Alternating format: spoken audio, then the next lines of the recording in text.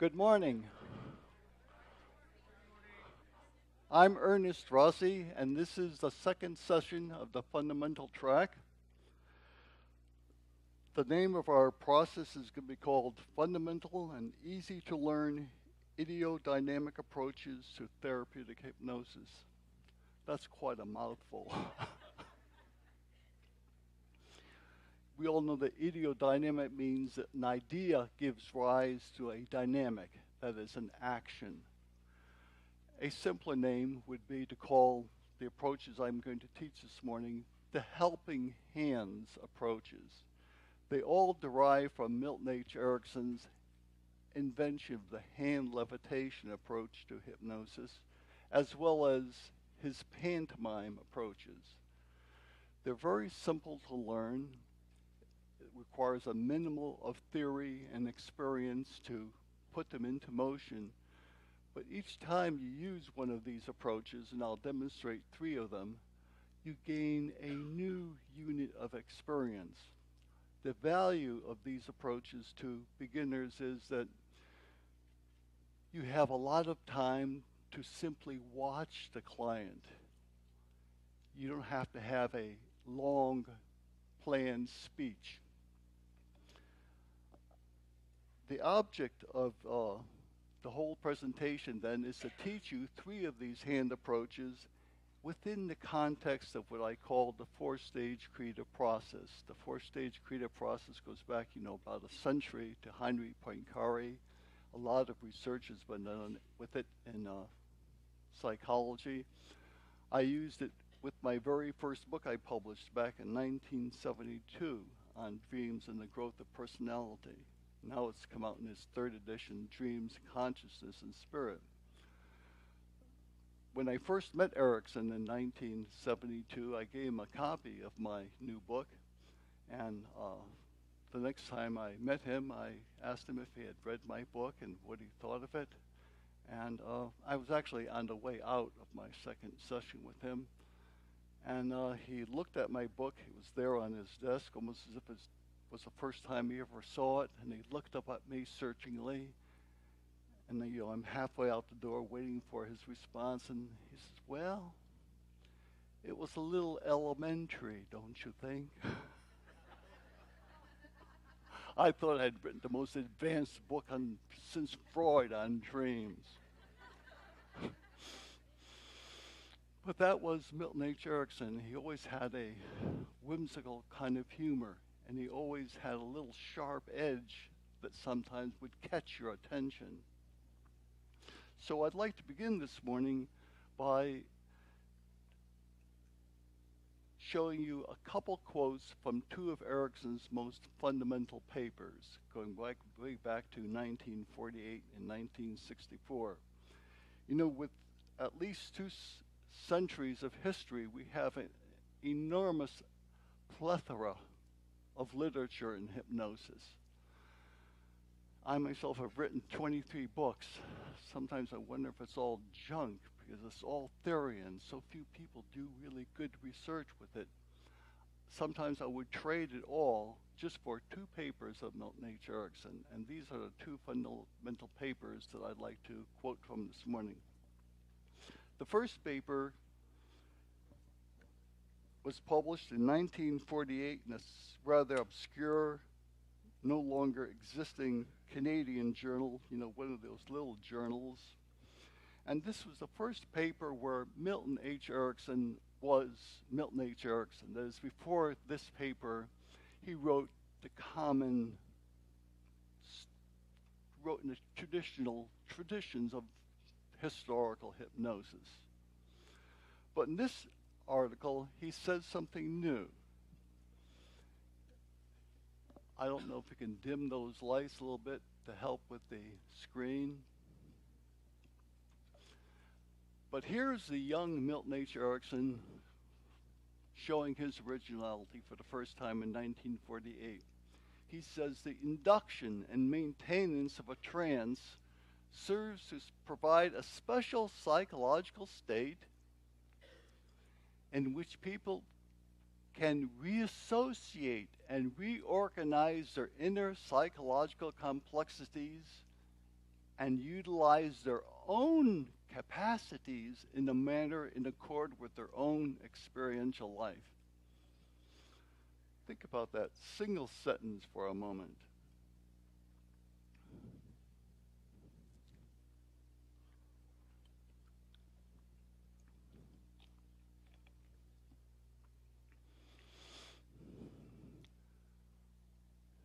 Patients reassociate and reorganize their inner psychological complexities.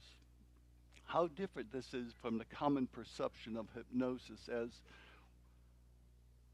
the hypnotist, therapist does something to the client's in a special state of receptivity, and the therapist then drums a certain number of suggestions in, program, click, pick, pee, and cure.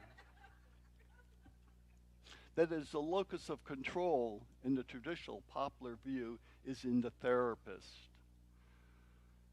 In this view, it's gone around 180 degrees. The locus of control in therapy is really inside the client. Even the clients, our patients, come to us thinking that we've got the magic. We're going to do it to them.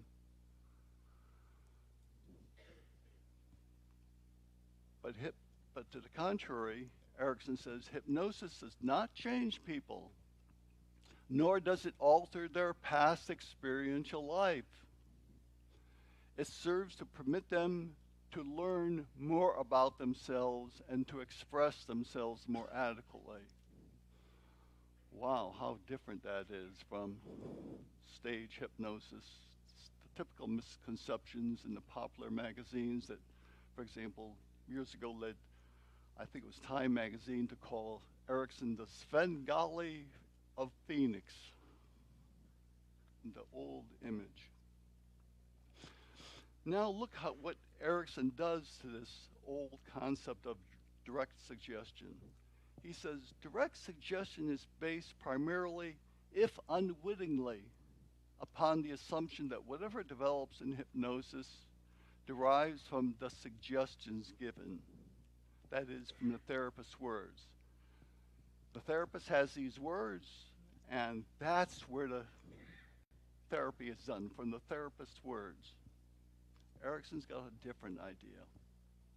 It implies that the therapist has miraculous powers of effecting therapeutic changes in the patient and disregards the fact that therapy results from an inner resynthesis of the patient's behavior achieved by the patient himself or herself. The power is not in the therapist, folks. It's in the client's unknown capacity, certainly unknown to both therapist and client, what this power of resynthesis is. But the locus of the work is inside the client. This is very important to understand right in the beginning. Because the primary stress of the psychotherapist, actually a psychotherapist of all schools, is what? The primary stress of the psychotherapist I found in my teaching to all therapeutic groups around the world, all cultures, it's always the same story. The therapist is supposed to have the primary responsibility for effecting the cure. The therapist is supposed to be a know-it-all somehow, an all-powerful individual who can effectively, in some way, read the person's mind and somehow give instructions to those trillions of cells within the client's brain on how to behave. Of course, that's an impossible task, and yet that's the underlying assumption of all schools of therapy. And that's where the stress, the hidden stress, comes to us as therapists. We have an impossible ideal to live up to. So what's the alternative to that ideal? Well, the beginning of an alternative, a more adequate point of view, is right here in this paper on hypnotic psychotherapy, and the basic idea that the power is not in the therapist having a miraculous power of effecting therapeutic changes. Rather, therapy results from the inner resynthesis of the patient's behavior achieved by the patient himself. Wow, what a shift. But maybe he made a mistake. But let's look at another quote from the same paper.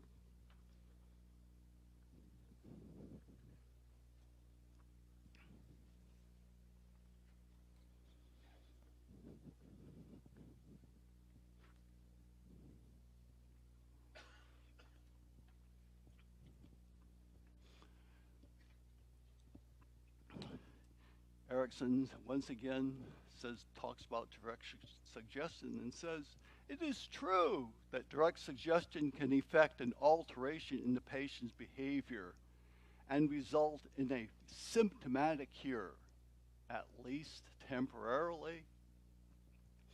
However, such a cure, in quotes, so-called, is simply a response to the suggestion and does not entail that reassociation and reorganization of ideas, understandings, and memories so essential for an actual cure. Could he be stating it any more clearly?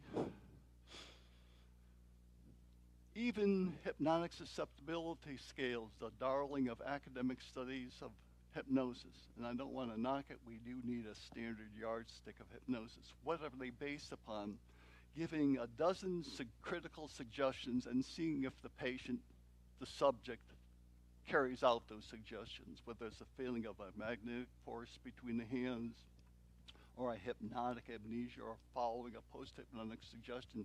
The criteria for the validity and the efficacy of hypnosis is the patient does exactly what the therapist suggests.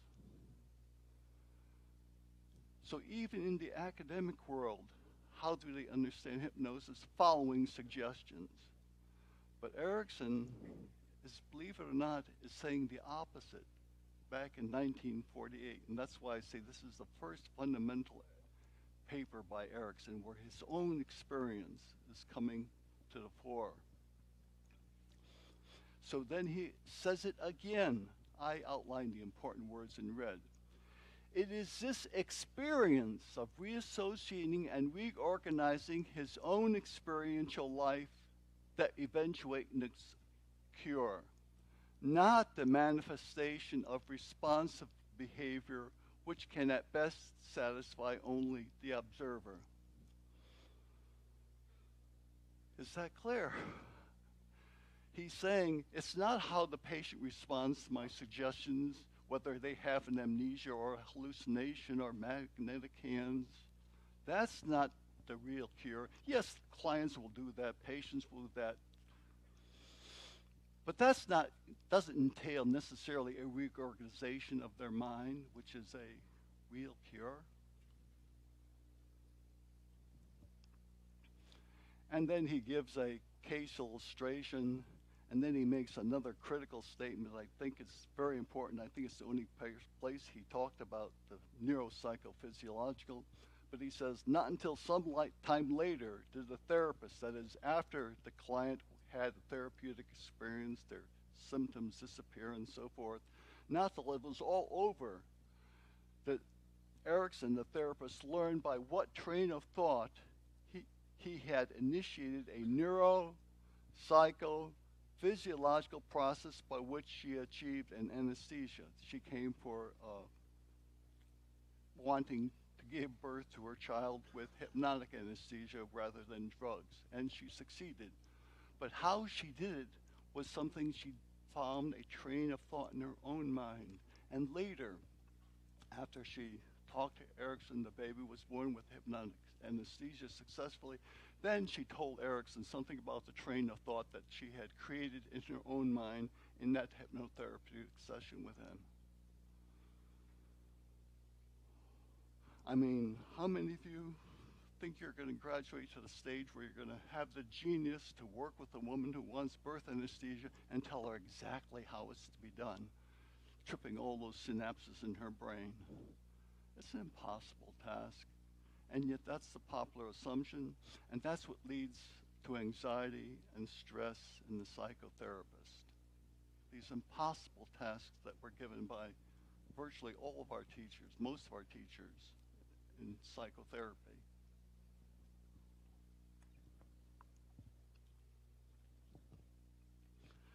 But Erickson was a young man at the beginning of his career when he wrote these things. Perhaps when he got older and wiser, he said something different. Well, I don't think so. For example, in a paper in 1964 now, almost 20 years later, he writes a paper with a very peculiar title. It's called The Burden of Effective Psychotherapy. I mean, think of that, the burden. Psychotherapy has a burden. And what is this burden of effective psychotherapy? The quotation is a little bit long, a little bit tedious, so I'm only going to go to the conclusion because we're already prepared for it. Let's just look at the conclusion. Let me raise this a little bit.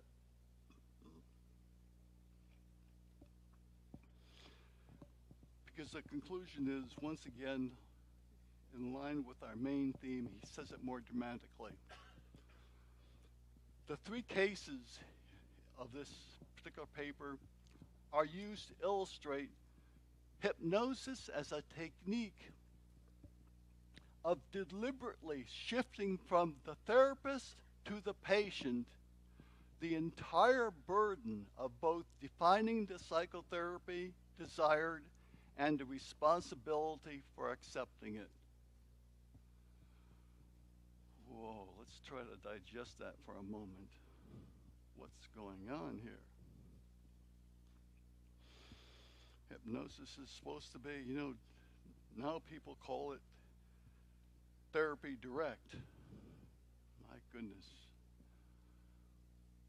He says hypnosis is a technique of deliberately, a technique to shift the burden, that is what's to be done, from the therapist, because everybody thinks the therapist is supposed to be the agent of cure, to the patient. If there's a sleight of hand in hypnosis, this is a sleight of hand. This is the little trick that nobody seems to notice. The little trick that makes the so-called magic. The therapist shifts to the patient the entire burden of defining the psychotherapy. Does not every school of therapy start out by defining what their mission is, what psychotherapy is? And every school has a different idea. How could that be?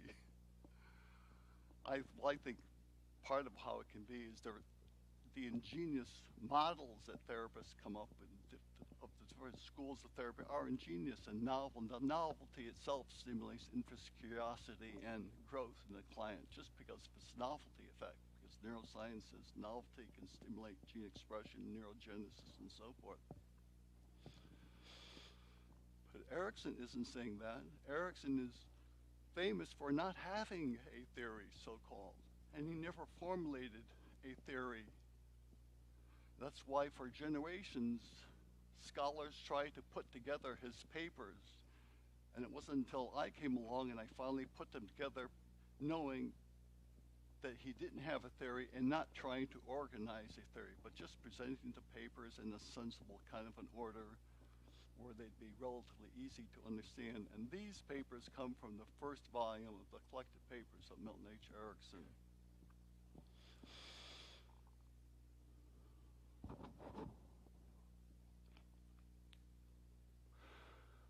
So above all, you can relax. The burden is not yours, it's the client's. And that's what I attempt to do with my approaches I call helping hands approaches.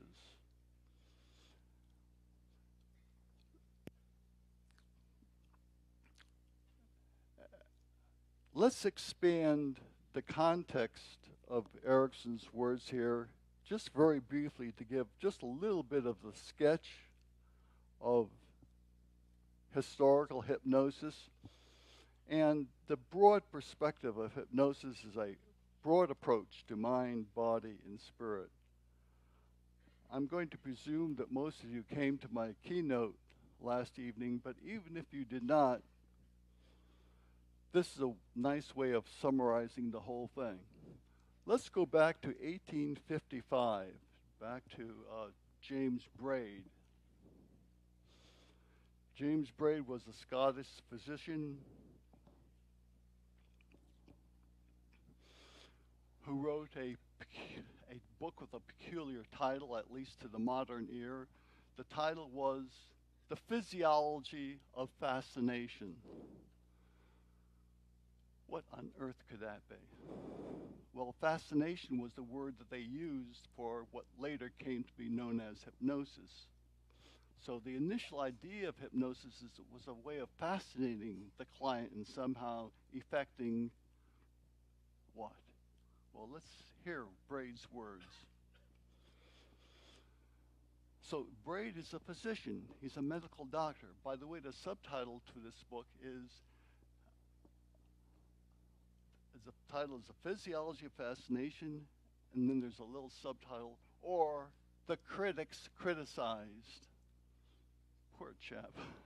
He was a medical doctor, and all of his medical colleagues criticized him severely for using mesmerism. The early Mesmer, invented hypnosis about 100 years before that. And so this was his book, James Braid's way of answering his professional colleagues that criticized him. In other words, he's trying to develop a medical view of hypnosis, because Mesmer had a cosmic view that hypnosis was an intensification of experience from the magnetic forces of the planets. So Braid took a critical step. It's not out there, folks. It's inside here, preparing the way for Erickson, you might say. Words of reassociation and synthesis. Braid said, with a view of simplifying the study of reciprocal actions and reactions of the mind and matter on each other. I mean, this is 150 years old. The wording is kind of quaint, but it's kind of clear, right? How the mind and body act and react on each other. I put in square brackets, the hypnotic condition arose from influencing existing within the patient's own body. So right there at the beginning, Braid, 150 years ago, just like Erickson today, the hypnotic influence is inside the body. It's not from the outside, the plant. It's sort of the therapist's words, oh, something out there. It's in here, folks. That is, the influence of concentrated attention or dominant ideas. And Braid, this is the essence of Braid's theory, called monoideism. Hypnosis is a focus on one idea. The influence of concentrated attention in modifying physical action, and these dynamic changes reacting on the mind of the subject. I adopted the term hypnotism or nervous sleep for this process. And finally, as a generic term comprising the whole of these phenomena, which result from the reciprocal actions of mind and matter upon each other, I can think of no term more appropriate than psychophysiology. As far as I can determine, this was the first use of the word psychophysiology. I have not read it in any book that Braid invented the term psychophysiology, but it doesn't appear in any literature before Braid. So how many universities teach graduate study classes in psychophysiology, a part of neurology, a part of psychology, a part of medicine? How many of them put in their books, and psychophysiology was a term invented by Braid, an old sawbone surgeon from Scotland, I believe. So right in the beginning here, we have Braid saying it's inside, and this is essential mind-body connection. Hypnosis is a way of making a mind-body connection.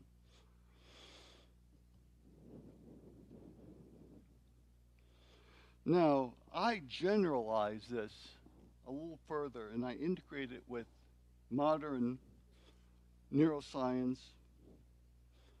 Modern neuroscience, as I talked about last evening, talked about novelty and enrichment, and exercise as the three ways of turning on the essence of physiology, which we now know as gene expression, protein synthesis, and the transformation of stem cells into functioning neurons or mature cells of any tissue throughout the body. The uniqueness of this is that this is the first time in human history we have experimental evidence of psychological experiences that can modify the essence of our physiology, genomic expression, turning genes on and off. This is the basic mind-body connection. Now, from my previous background as a Jungian analyst, it was an important word called the numinosum. It goes back to Rudolf Otto in the 1930s, 1923 actually.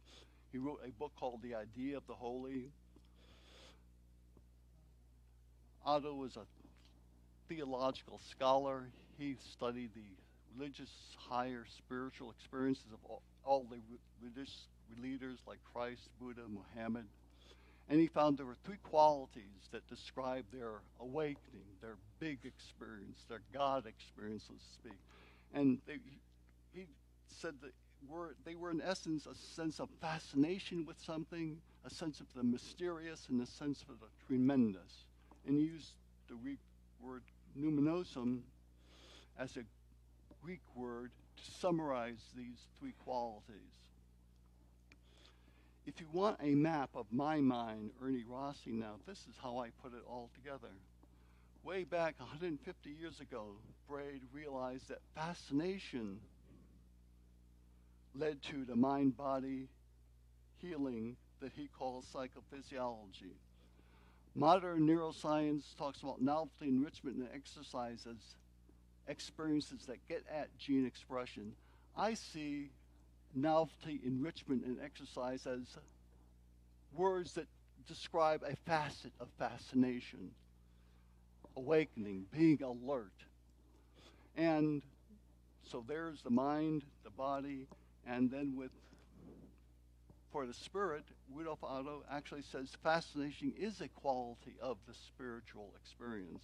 So this heightening of experience, whether you call it fascination, awe, mystery, a tremendous, novel, new, surprising, exciting, invigorating, joyful.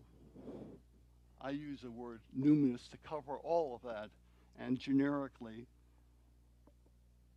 that is the kind of experience we're really looking for at some level within our clients. Can we turn the keys within them so that they have a rich experience, a meaningful experience, an existential experience? A person usually doesn't come to us for ecstatic experiences. They go to meditation masters for that. They come to us to deal with their stresses, their problems.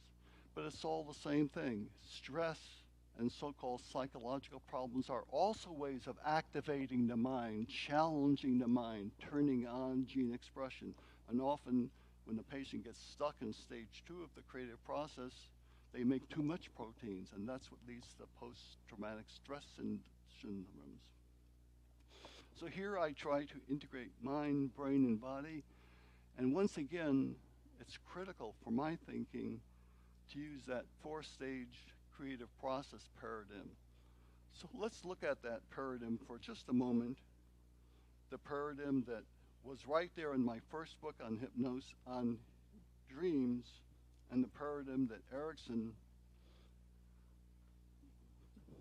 somewhat slyly challenged me by saying, isn't it kind of elementary what you're talking about? Well, this is the whole theory of this that currently exists. It didn't exist when I first showed it to Erickson. But these are on the top. Let's pay attention just to the top of the diagram. The 4-stage creative process, stage 2, a scientist collects data. In hypnosis, the patient comes, any form of therapy, the patient comes and presents a problem. That's the data. Stage 2 of the creative process is incubation. You start thinking about the problem. What's the answer to this going to be? And this begins a process of, you might say, hypnotic induction. We help a patient focus within. This is a time, actually, of difficulty because the patient has a problem, they're stuck, they're in conflict. So conflict is very characteristic of this state.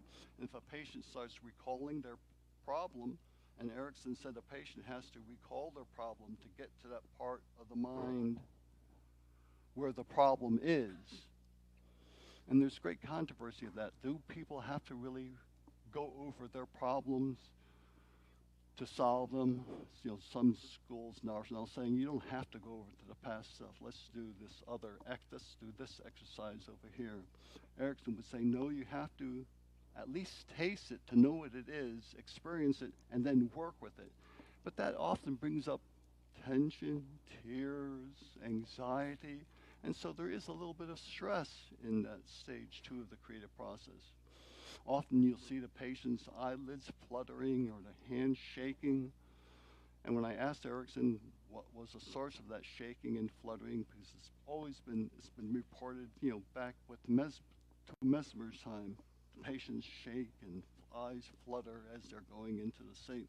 Erickson thought it was a state of transition or a state of tension and anxiety. For me, it's above all a state of arousal that takes place initially. So here again, we bust another preconception. Hypnosis is supposed to be relaxation. Yes, relaxation takes place, but not till later, as we'll see. Yes? Is this better? Okay, you'll have to keep reminding me. Thank you. Just say down, get down, man. Okay.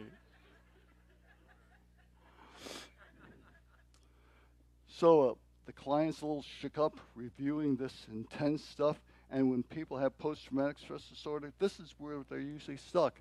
They chicken out here, so to speak. That's a derogatory term, but their anxiety overwhelms them, so they give up the problem. They go back to stage 1. What am I going to do?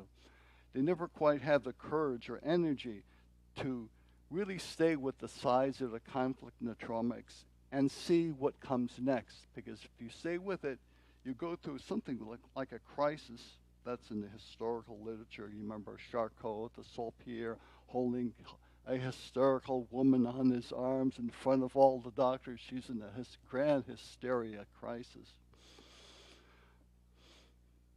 Actually, with my approaches, sometimes a person does seem to go into that kind of an arch state. So it's an archetypal thing, so I don't really want to make fun of it. It appears occasionally.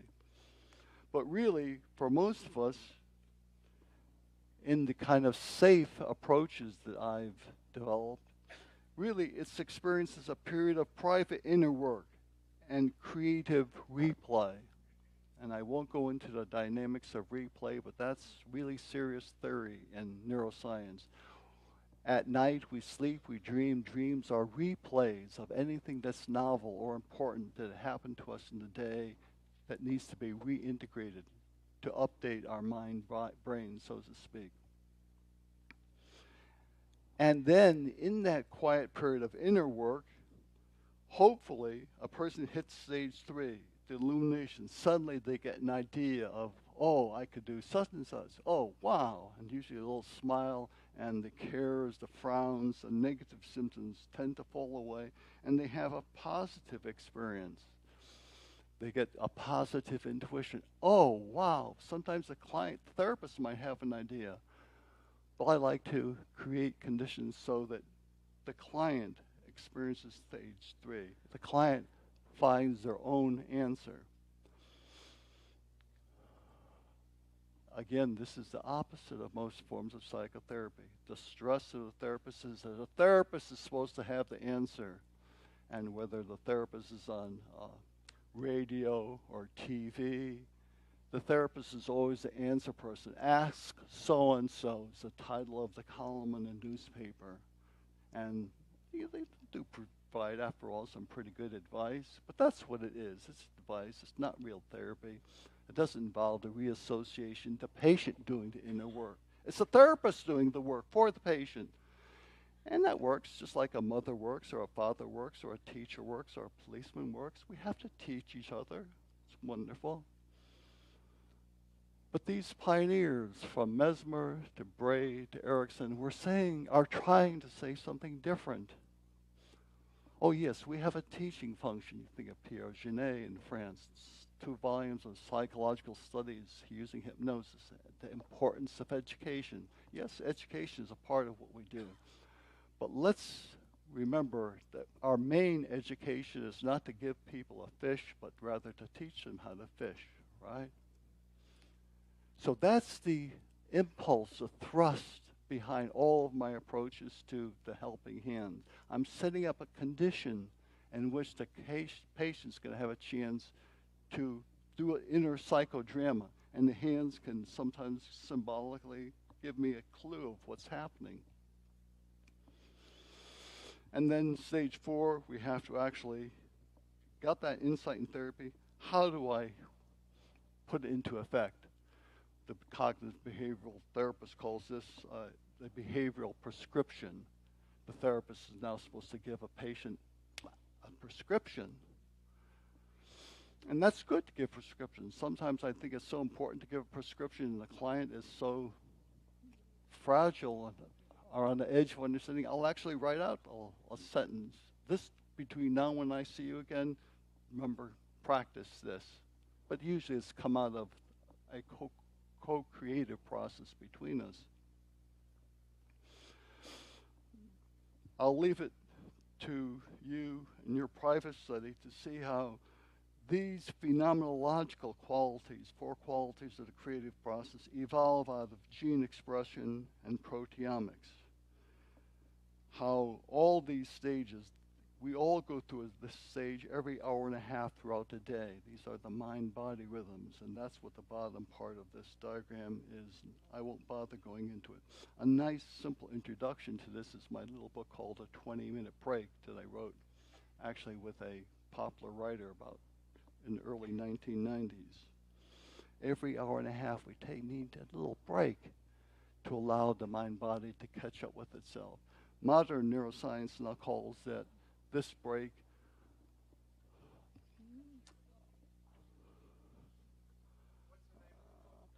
the 20-minute break. Just a very simple introduction to the theory. My 2 more recent books on the psychobiology of gene expression and a dialogue with our genes gives more of the science behind it. Okay, the modern scientist calls this little 20-minute break going offline. Every hour and a half, we need to take a break. We find we're a little daydreaming. We might have to use the restroom. We want to have a little snack. The mind, and we're a little bit daydreaming. What's that daydreaming? We're offline. We're off of the outer task, and we're just doing, a little nosh, whatever we need to comfort ourselves with. Maybe to even take a nap. It's in that offline period that the mind-body is catching up with the back room, all the inner processing, turning on the genes to make the neurotransmitters, to make the ADP, ATC cycle, which is what energy really is in every cell of our body. So I call these the hand approaches, as an entree, a simple entree. And I was surprised when I saw this diagram. I ran into this diagram about 10 years ago after I had developed the hand approaches. I wonder if you all recognize what on earth this ungodly looking creation is.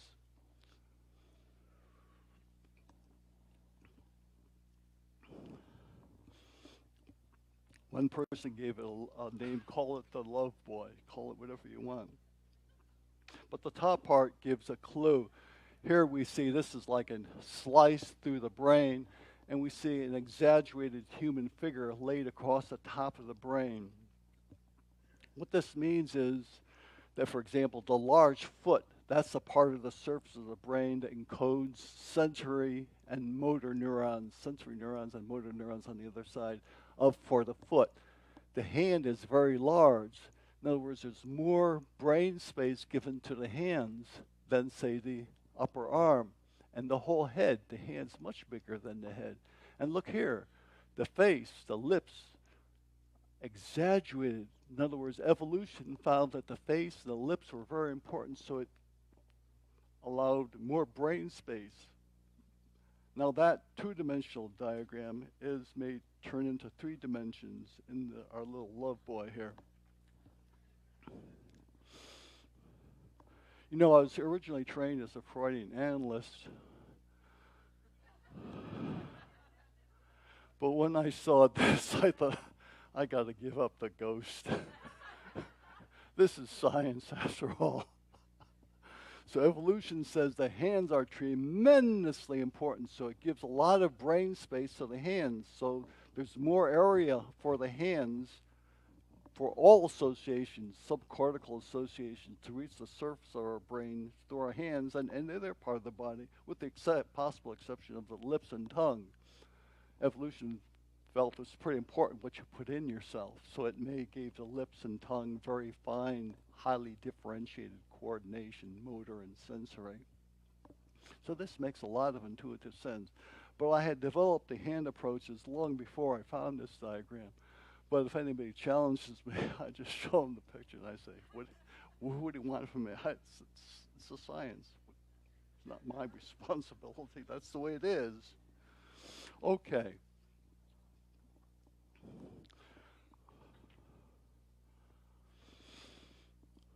So now let's take a beat wherein you could put down your pencils and papers, because now we're going to go into our first experiential exercise.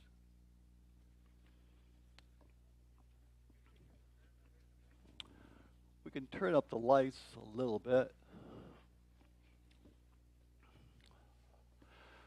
So all of that took 3/4 of an hour, just about. But the rest of the workshop is going to be in real exercises where you'll experience a group process, where I will do individual demonstrations, and hopefully we'll have time to break into small groups and practice exercises among ourselves.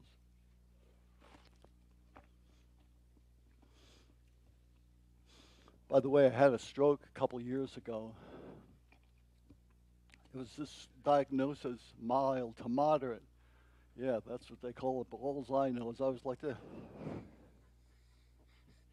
I couldn't go up steps, really, unless I had a railing. And my speech was very slurred like this. Is my speech slurred? I asked my wife that first morning when I woke up. And then, of course, she rushed me to the hospital. And my grandfather had a stroke when he was in his 40s, a laborer from Italy. He was in a wheelchair for the rest of his life. One of his daughters, my Aunt Molly, also had, by the way, he had a stroke in his sleep.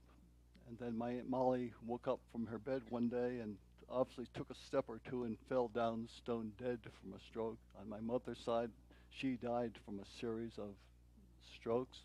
So, there's a real big genetic factor here. And when I wrote up about my experiences of a stroke and how I helped myself, which is in chapter 1 of my new book, A Discourse with Our Genes, my relatives were amazed because once again the family pattern asserted itself. It was a stroke in the sleep. And I've since heard from a researcher that's researching people who have strokes in sleep because he feels it's a discrete nosological entity and he's doing research on it. But what's the difference between my fate, say, my grandfather's fate? Grandpa really could take a couple steps, but no one had the wit to encourage him with activity-dependent exercises.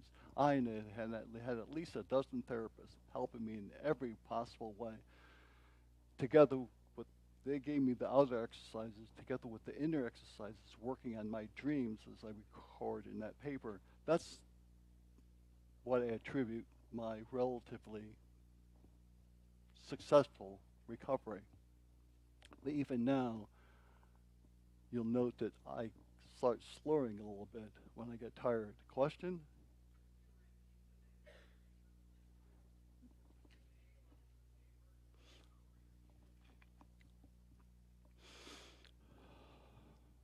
The paper was first published in Psychological Perspectives, a Jungian journal. It was called Sacred Places and Spaces in Our Dreams. A smaller number of the dreams were also published in the paper in the American Journal of Clinical Hypnosis called Gene Expression and Healing Processes, something like that. But the best presentation, the most thorough, is in the first chapter of my book, A Dialogue with Our Genes. And that was just published a couple months ago. Okay, so this is all a way of saying this is why you see me taking many sips of water, because one of the effects of my stroke was a lot of saliva and then no saliva. I had a great deal of difficulty swallowing. I thought, well, if I'm going to die, it's because I'm going to choke to death because I can't swallow, you know. It's great for losing weight. But anyway, that's why I'm taking all these sips. So let's begin now with the first of my helping hands approaches that clearly follows the four-stage creative process. And I think you'll be able to follow. Oh, I'm obviously starting with stage one. And so all of you can begin just this way, raising your hands like so, letting your hands be kind of free, elbows free, not resting on your lap. And looking at your hands almost as if you've never seen them before. I wonder how many of you recognize that right off the top. That's a little slight suggestion for dissociation, as if you've never seen them before. Erickson was famous for this, giving these slight suggestions that you don't even realize are suggestions.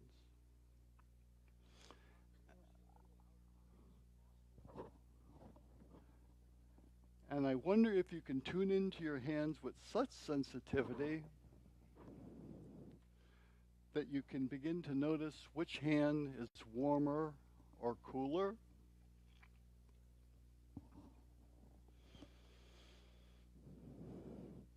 Whether the palm of the hand is warmer or cooler, or the back of the hand. And you notice, by the way, I'm not telling you make your hands warm or cooler. I'm just asking you to make a sensitive observation. I really don't care if your hands get warmer or cooler, but I do care that you learn to tune in with great sensitivity to yourself here in stage one. I could also ask, can you tune in and tell which hand is heavier, your right hand or your left?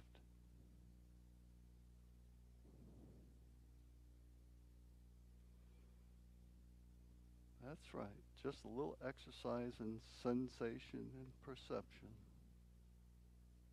No suggestion except the implied focus on yourself. And then we can take a jump to the psychological realm.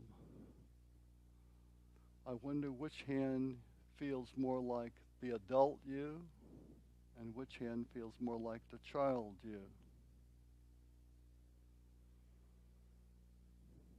That's right, it's like a little Rorschach, only you're projecting from your brain to your hands. In a sense, you're making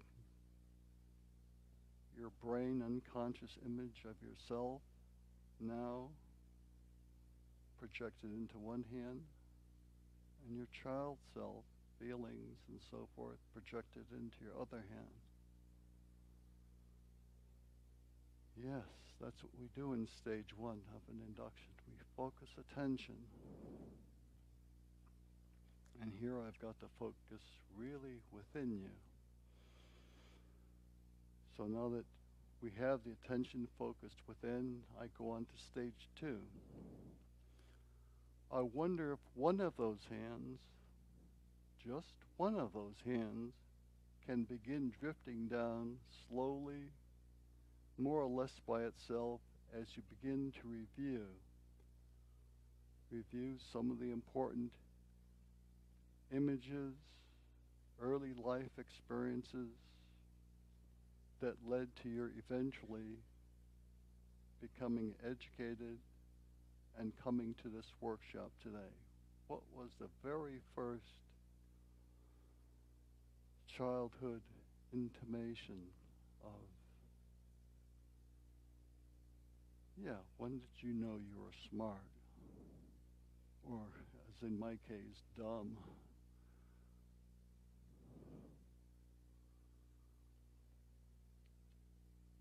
That's right. When was the first time you experienced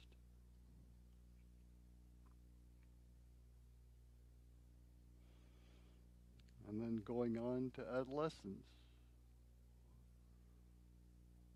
What was, something surprising, unique, novel, interesting, surprising in adolescence? Yes, what really stands out, reviewing that.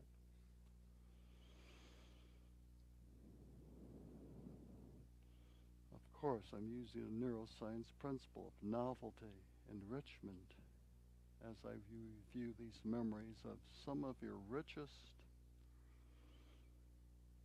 meaningful, adolescent transitions, changes, joys, happinesses, discouragements. Yes. Simply receiving. And as I look around the room, I notice most of you are lowering one hand slowly. That's correct. But some of you keep your hands, no hands moving. That's also okay. Really continuing in your own private time, where sometimes every moment can seem like hours, days, weeks of ordinary time.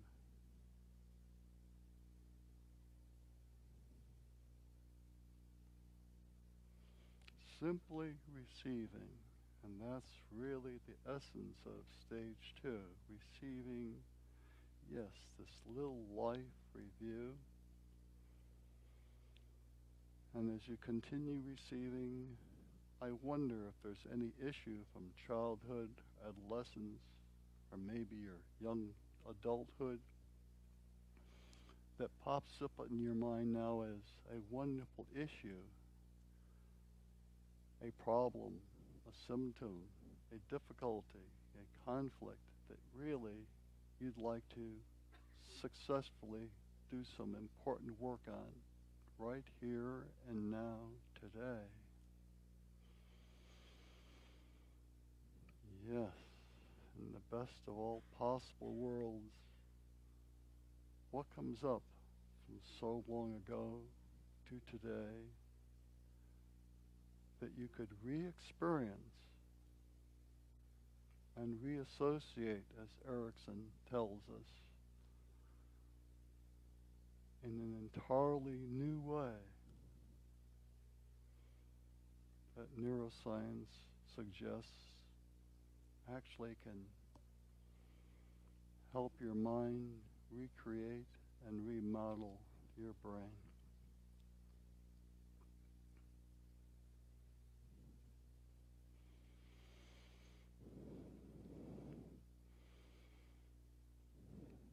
And having continued that internal review, perhaps now most of you are ready for the third stage. If it's going to be okay now to begin to explore options, ways of dealing with that issue that comes up, will that other hand start drifting down slowly, more or less by itself, as you review possibilities, speculations, the best that could happen to you in dealing with that?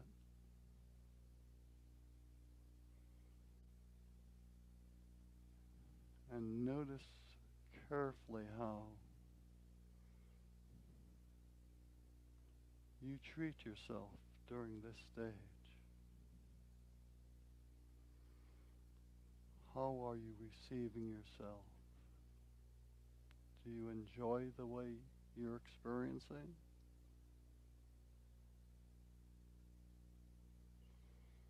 Sometimes you might review a possibility that you had dismissed before, but now you realize, wait a minute, that could be something I might have the courage to try now.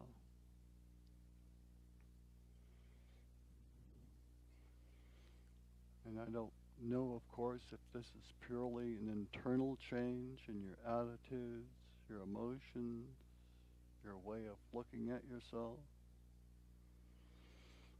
whether it's a change in the way you respond to people, the way you receive people, your personal relationships. Of course, I really don't know. But you, within the privacy of your own heart, can review that freely.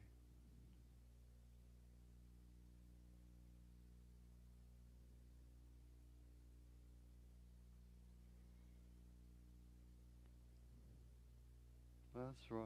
Sources of difficulties, possibilities of resolving difficulties, changes that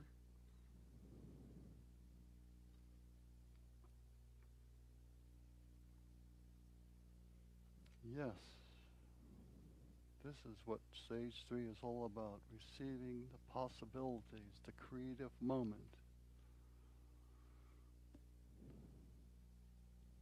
New hunches, intuitions. Yes. Simply receiving.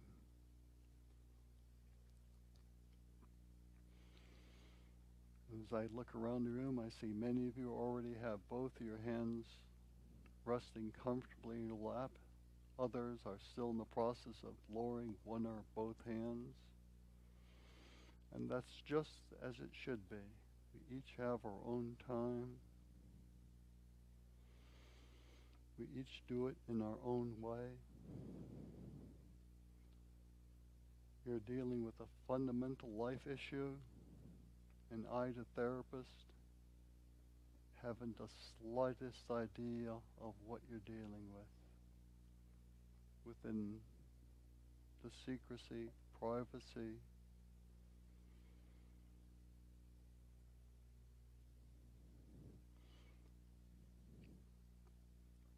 and all of that can continue as a privacy, knowing you don't have to share it with anyone. Although later, some of you might want to share a sentence or two that's appropriate to be shared publicly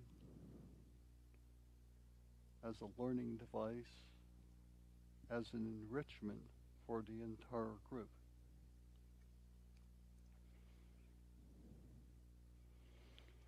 I'd like to have you continue now for another few minutes all by yourself.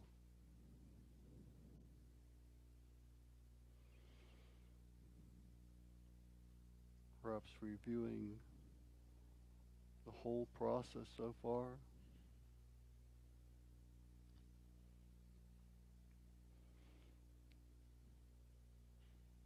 And looking forward to stage 4. And of course, what is stage 4 but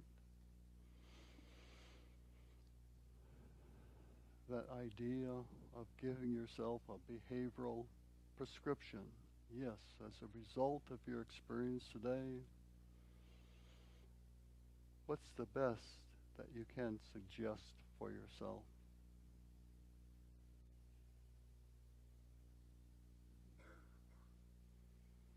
I don't know if you can see yourself in a real life situation where you'll be behaving, thinking, feeling differently, or whether it's a change that'll take place within a dream.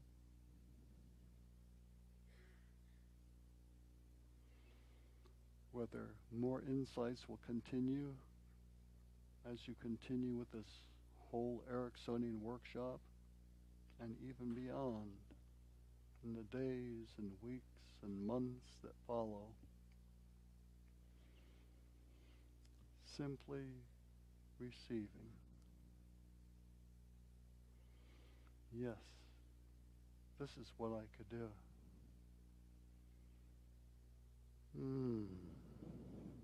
Wouldn't it be wonderful to try that?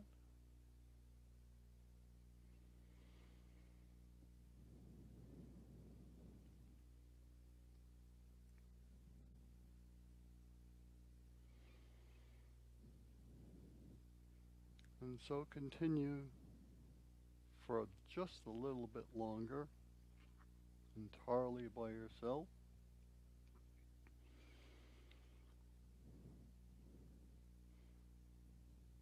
Making another review, if necessary, of all 4 stages so that you'll be able to teach this approach to others.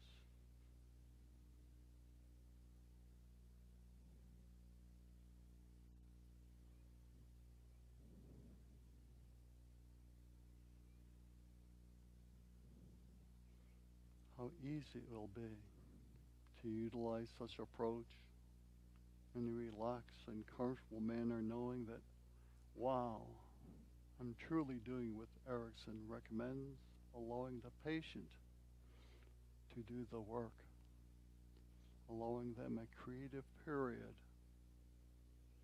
in which they can become sensitive to themselves, review their history, explore options, and miracle of all miracles, the patient can give themselves their own prescription,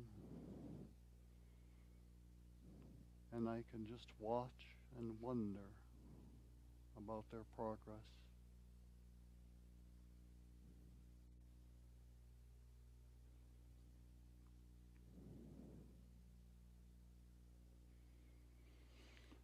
And when something within you knows that the process is coming to a natural completion for you at this time and place, and when your unconscious knows that yes, it can continue this creative work, and your conscious mind knows that yes, it can cooperate, helping you recognize the times throughout the day when you can take out 5 minutes, 10 minutes, 20 minutes, maybe only a couple minutes to tune in,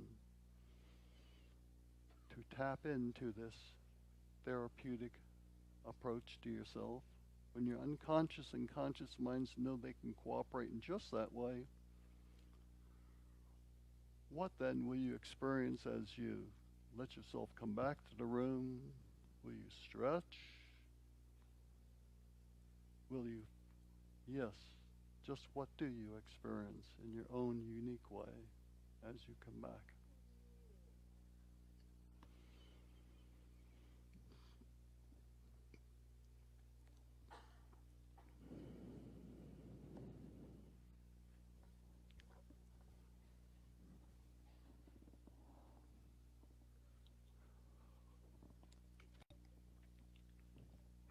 So that's the first helping hands approach I'm going to demonstrate, and hopefully we'll be able to break into small groups, illustrating the use of the 4-stage creative process. Stage 1, sensitivity, warm, cool. Stage 2, review the history. Stage 3, review the options. Stage 4, with the hands comfortably in your lap. Yes, what are the behavioral prescriptions for yourself? Stage 1, sensitivity, warmth, cool, heavy, light, child, adult. Stage 2, one hand going down more or less by itself. For some people who are good hypnotic subjects, the hand will move automatically. Others know they're voluntarily letting the hand go down as they review important parts of their history leading up to the issue they want to deal with today. This approach is fail-safe because it doesn't matter if you've got automatic hypnotic hand movement. If it's not automatic, then it's voluntary. You're processing it consciously. That's stage 2. Stage 3 again is reviewing now the options. What comes up to you in stage 3? What are the possibilities? Old, new ones. And then finally, reviewing the process and stage 4. Yes, this is what I'm going to try this week or this today or this month. A definite something you're going to try in a new way. So you're giving yourself a post-hypnotic suggestion in the end. And if you have any doubt about this, please get any one of my books. Invariably, especially the last 2, I talk about this in great detail, the 4 stages of the creative process, and all the kinds of words that you use are put in special boxes. So learn enough just to be able to practice it today, but know that your real learning is going to be when you study this and you write them out. Erickson would write 40 pages of suggestions as homework for himself before a client came in. And then he'd boil that 40 pages down to 20 and that down to 5. He'd type it up and put it on his desk and just ask the patient when they come in the next time, okay, if I read these suggestions I've planned for you? And of course, that's immediately startling to the patient. My God, the therapist did all this work on me. Of course, they're going to sit there and be ready to receive. Okay, now an important part of enrichment, that is the neuroscience principle that leads to growth in our brains, is sharing. Most of the enrichment studies with rats, for example, are getting interesting playmates, toys, and so forth. Our toys are our words. I wonder if anyone would like to share just a sentence or two of some part of your experience. We don't want to know the whole thing. We can't possibly process it. But anything that surprised you was interesting. Because remember, surprise, that's where the new learning, where the gene expression and neurogenesis possibly takes place. Someone said, what's the surprise? Yeah? You set your hands up like this. Maybe we can get the mic to the man right there, or you can get up. Is it possible? Could we have someone help get the mic to him quickly? Yeah.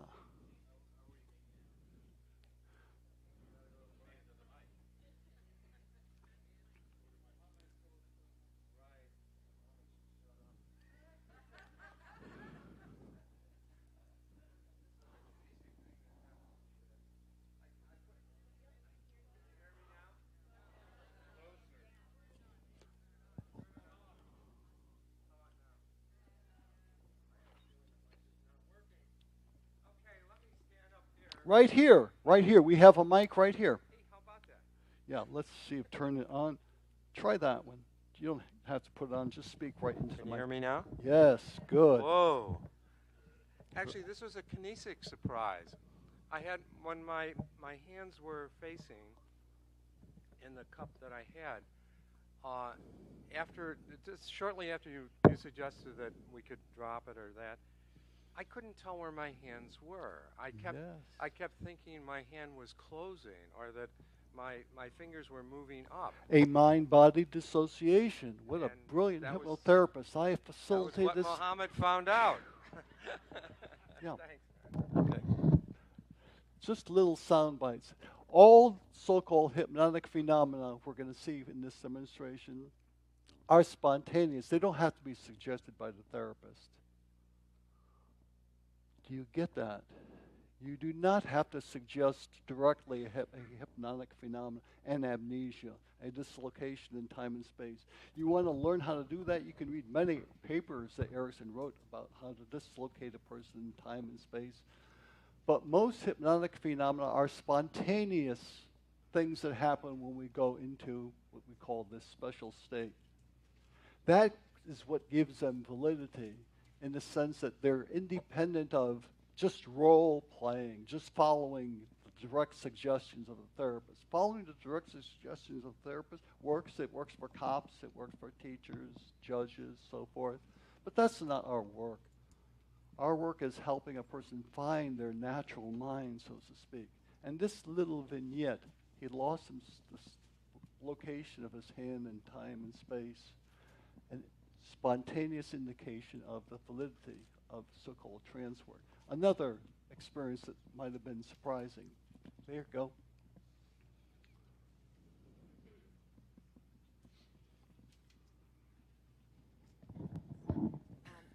The pain in adolescence for me was, well, in early childhood as well, that my mom was gone a lot and missing her. So I was thinking, okay, so what can I do as an adult to take care of that? And it was, or to heal that, and it was to be present to myself, to take care of myself. The surprise was that as I thought of things to do, one was to make a list of the things that she brought me when she came back from her trips. And I realized that when I work a lot, then I reward myself by buying myself something. Or I will just be in a store and I will see something I like and I will get it for myself. I think that's a signal of my being absent from myself. And so just a healing piece for me will be to stay with myself, to be present to myself, even when I'm working, like in the 20-minute break, yes. or the whatever, or doing meditation, Yes. but finding ways of being present to myself. Meditation is a way of being present with myself. Wow, I think any Zen master would agree with that. Yeah, wonderful. So, and as a way to heal shopping addiction. Yes. Proper season for that advice. Another experience come up. You know, a couple people can come up so we can get a couple of these quickly. What I liked about this technique was that my eyes were open and I was directly looking at my hands. I've never done this technique before, and as soon as you suggested the descending of my hand, I was paying attention to my right hand, and it was, I've read in so many texts that if it's automatic, it goes down in a jerking kind of motion. Yeah. Yes, and I was watching for that, and I could actually feel the muscle jerking it down. Yes. And that was the very first time that I experienced that, and that was awesome. And the other surprise that I got when my childhood memory is that in high school, I was, there's a couple girls in the group who were always really mean to me, and I always felt that I was always not involved in the conversations. And looking back, I was able to just see my inner child and give her the love that I know now, and some of the strengths that I have now, and I felt really relieved that Yes. That she received it.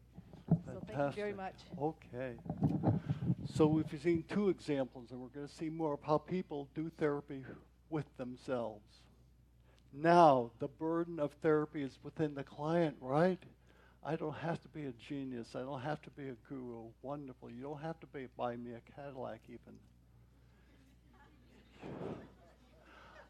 I'm like an empty shell. I give forms in which people can create their own sacred space, their own transformation. Let me get these two people and then you.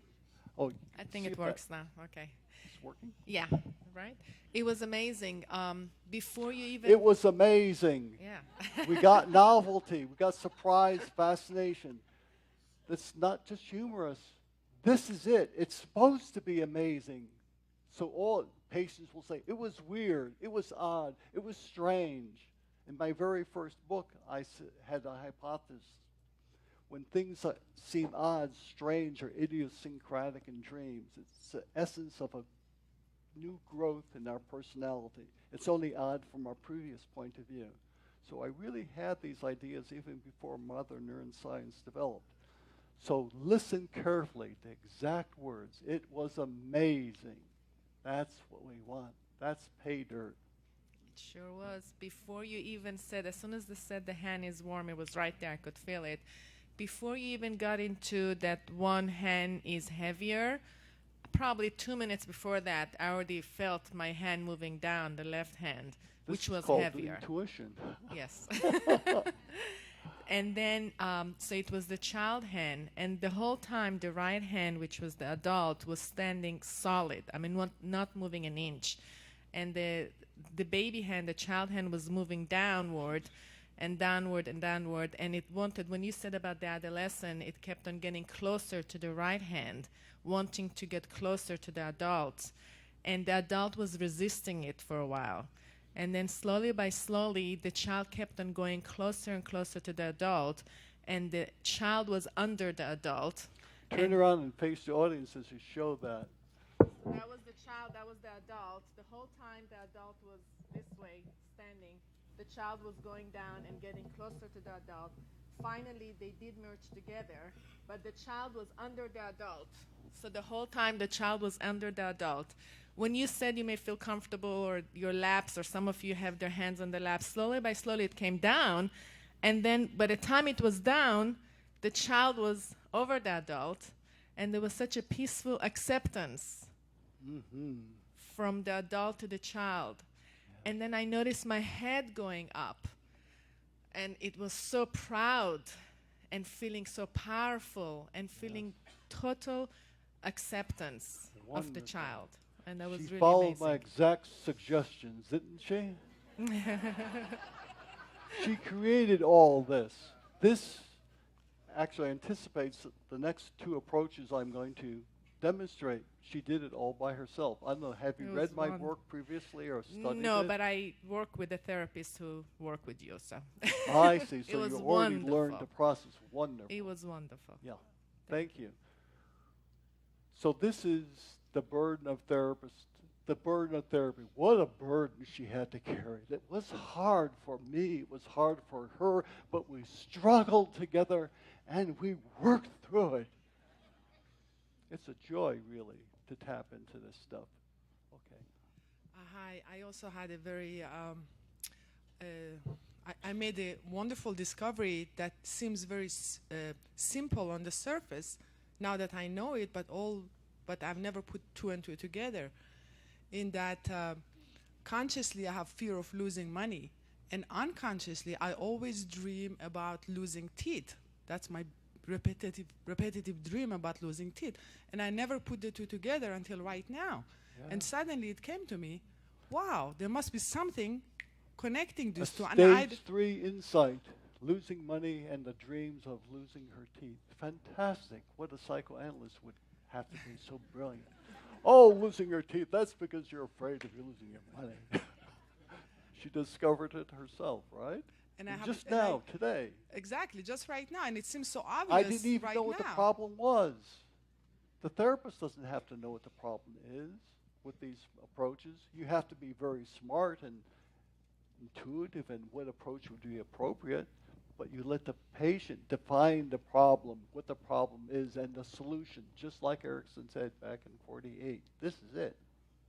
And in stage 4, I gave myself the permission to explore that further and to see really what's underneath. All right. And what's the connection between the two. Keep that secret and do it by yourself. Wonderful. Okay. Yeah, let's have one more report. Two more reports. First the lady in back and then the gentleman in front.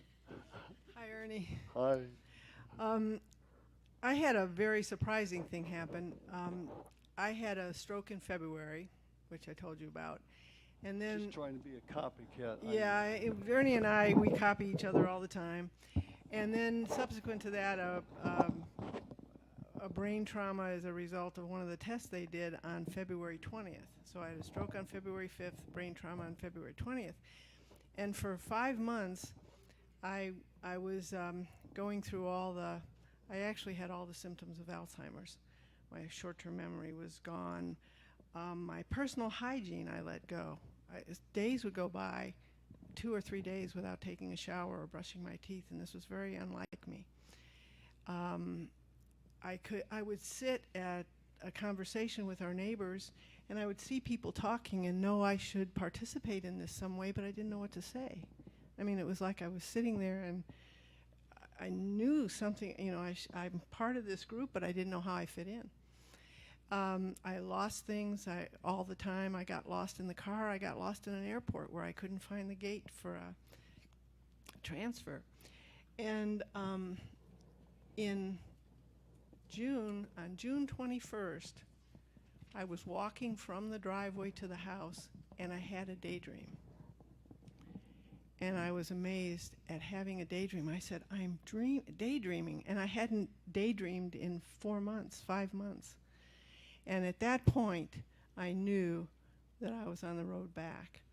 And with the dreaming, what happened with the daydream, and this was surprising to me in what happened here today, is I began to realize that all the time before that, I was looking for the external, for what to do, how to respond. I didn't have any external stimulus to take a shower or brush my teeth. I made myself. But once I started daydreaming, I was able to reclaim that internal motivation or internal sense of self. So thank you very much, Ernie. Right. Thank you. I've been there with many of your experiences as well. Okay, a funny thing happened. It's like about an hour and a half has gone by since we began. About an hour and a half has gone by since we've begun, and it's already, I feel, the ultrated break time that I need. So let's have a break in this special way. Take a break, use the restroom or whatever, leave the room, but come quickly back and find 4 or 5 people to have a small group, find a little space, and decide who wants to be a therapist and guide another person in the group through these 4 stages, this 4-stage process, so that when you come back together in 5 minutes or so, we'll have groups scattered all around the room, maybe even outside, I don't know. And we'll do that process for about 20 minutes, and I will call you back after that to discuss your first practice. Okay, let's come together. Stay with your group. It's 447 Don't move Adams your group, Street. please. Stay with your group so we can Adams have a Street. group discussion. Afton, Wyoming. Afton, Wyoming. Afton. Yeah, You can't hear AFTON. me? Let me. Okay, I'm going to have to speak louder, I guess. Is this okay? Okay. So let's stay with your group, but before we have a group discussion, we have a classic therapeutic emergency. At the end of my group process, someone in the audience that I've never met before found herself in tears, and she's been waiting patiently to volunteer for a individual piece of work with me. So before we have our discussion of the group process, let's attend to Sandy. And this is classical. That is, going through the 4-stage creative process. You heard a number of reports already of people who went through the whole process and they did fine and they're excited with the new learning. Many people get stuck in stage 2. That is, they're reduced to tears. They never quite get to stage 3. So Sandy got to stage 2 of the creative process. She's got some issue that's bringing a flood of tears, and she's been waiting patiently for half an hour. And that's another lesson, by the way. A person with tears can wait, and they can continue working within themselves. She's been standing around and with her tears. So now let's pick up where she is now, and in the process I'll demonstrate the next ideodynamic or hand approach that we're all going to practice a little later. So thank you wonderfully for your incredible patience, Sandy.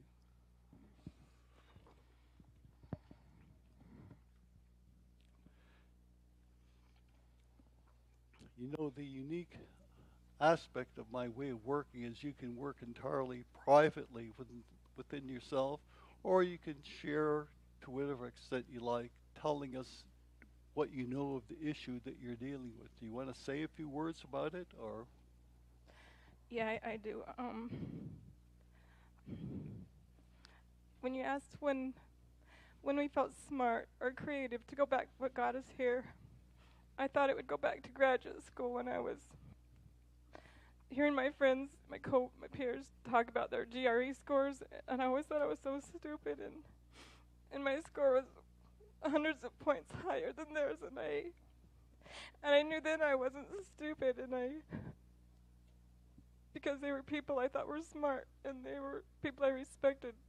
They didn't go back to then. It went back to when I was 2.5, sitting in a swing outside, and I knew I was in big trouble, and abuse had begun already with my dad and my grandfather, and I was sitting on the swing trying to figure out what to do so it would stop, or so I could be okay. And I knew that I made a promise to myself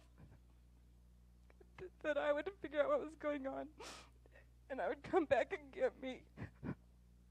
And I felt like I've been gone a really long time, and I learned when I was 2 to hide me different places and parts of me different places where nobody could find me. And I've spent a lot of work and time gathering up pieces and parts, but I knew I carried other people's. I don't carry my clients' stuff because I learned I don't do that, but at home I still carry relationships. I carry everybody else's stuff but my own, and when I go to carry me, I don't know where I am.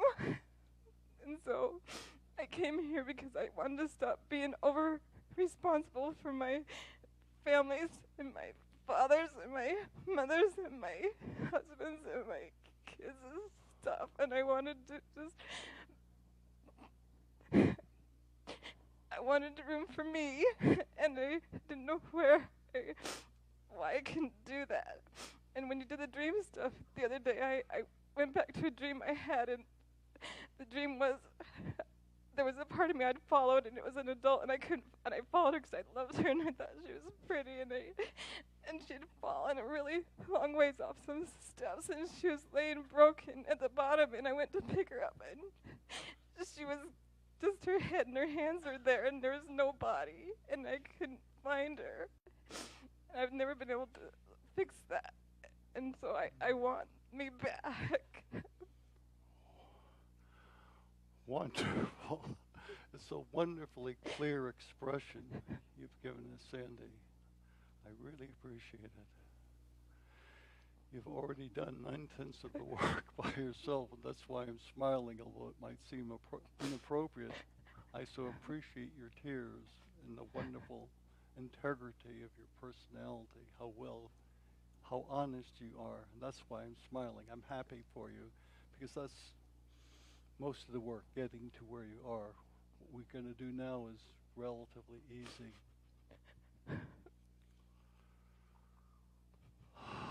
What a relief to me. You were scared too. You were scared too. You know, among therapists that demonstrate on stage, I was told by my wife last night, she said, she's been taking a survey, and she realized that the height of stress in these congresses is when the therapist like myself has to get in front of TV cameras and demonstrate their work. They sweat and they work hard, and whoa, what a while they get through it. And she says, by contrast, you, Ernie, find it easy. And yes, I do find it easy because I listen to Erickson. I'm not taking on the burden of the damn thing. I've created ways of allowing the burden to rest creatively within herself. So let's use you as a therapeutic vessel, to use a therapeutic term, okay? I'm going to demonstrate another one of my hand approaches that I feel may be appropriate for you. We'll try it. If that doesn't work, there's many others, and that's the novelty of the approaches. I've got hundreds of approaches. You read my books, and there's millions of these approaches. It's important that they be novel for obvious reasons. We want the experience to be fresh and real, really experiencing like Sandy is now. So Sandy, place your hands about like so. one hand saying, no, you don't want this, and the other's hand receiving. See which hand seems like natural for no and yes. That's a. Do you experience? Yeah. See which hand which is most natural for no and which more natural for yes. Experiment just for that's right. That's it. This is how it always was. Okay, that seems to be it. So continue, Sandy, paying a special attention to all the things you need to say no to. And I really want you to experience that privately within yourself for a couple moments. Really experiencing that fully. To the audience, I say I've chosen this approach because obviously Sandy's already told us she needs to say no to such and such and such and such. She needs to find herself. So this is a perfect. It's also symbolically a very important icon in Buddhism, I guess it is. The statue of Kuan Yin saying no, fear not. And on the other hand, a bouquet of flowers or fruits, welcoming, giving. That's right. Yes, yes, continue really experiencing that no, Sandy, very, very strongly with all the courage that I know you have. This is stage 2, folks, experiencing the negative. At the same time, I'm giving her a defense, right? I'm marshaling her defenses. I'm not asking her to flop on the floor and go into a grand hysterical crisis. Experience it as real, as Erickson says, but give a patient adequate defenses at the same time. My mentioning to you that it's a cultural icon, Kuan Yin, gives her cultural support. That's right. There's times when we need to say no.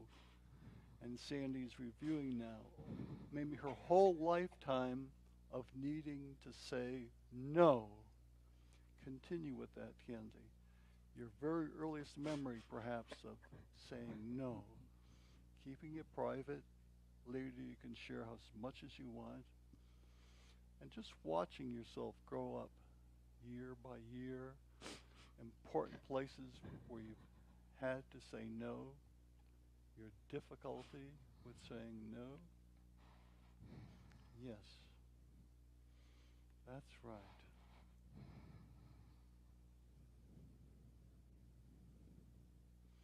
That's right. Continuing all by yourself, privately, even secretly. Can anyone doubt that she's doing inner work? Am I going through stress? Am I worried about how am I going to fix this patient? Oh my gosh, ooh, wow, a real live one, I don't know if I can handle this. I'm not worried. I don't have to go into the details of what she's experiencing. She may share some later. Most people like to share. But I don't have to know what a patient's problem is to work successfully with it. Sandy's already given us a very clear outline, so it's a double plus. That's right. And who's doing the work here? Is she not obviously doing the work, the effort? I'm laughing. I hope I don't offend Sandy or any of you by laughing. And you notice how the hands have changed. First it was like this, and already they're changing in some way. So going with that change, Sandy, and noticing where it takes you next. Now there's my first suggestion, where it takes you next. I don't say give up the defending and go looking for your inner resources. I don't say language like that. I say, where does the process take you next? Wow, look at this. So without any words, remember that diagram of the hands being so expressive. Without any words, Sandy's feeling where she can go next. Going with that, Sandy, privately. Yes. and noticing your attitude toward yourself as you go with that. Here's another important suggestion the audience should pick up. Noticing your attitude toward yourself as you go with that. Your attitude to yourself is I'm facilitating another level of consciousness to look at her experiencing self. It's okay to experience, it's important to experience, but human beings are human beings because they can also jump out of their experience and see themselves. And that's a very important key to self-development, self-facilitation. When I make this gesture to the audience, it means I'm noticing a delicate stage between stage 2 and 3 that I call the private period of creative inner work. Do you notice a change in Sandy's behavior that's taking place by itself? I hope the cameraman really focuses very closely on Sandy to notice the change in mood that's already taken place. So we're drifting out of stage 2 now into that in-between stage 2 and 3, and look at this.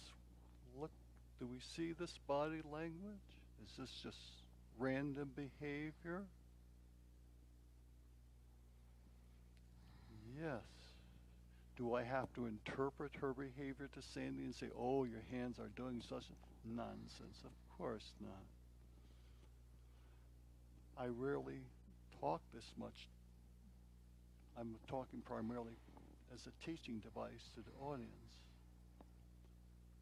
The most I'll say to a client is yes, as they make a change in their position and posture. Yes, going with that now.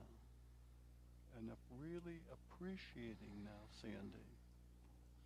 I've introduced a new suggestion, appreciating now, Sandy. Because I see Sandy is in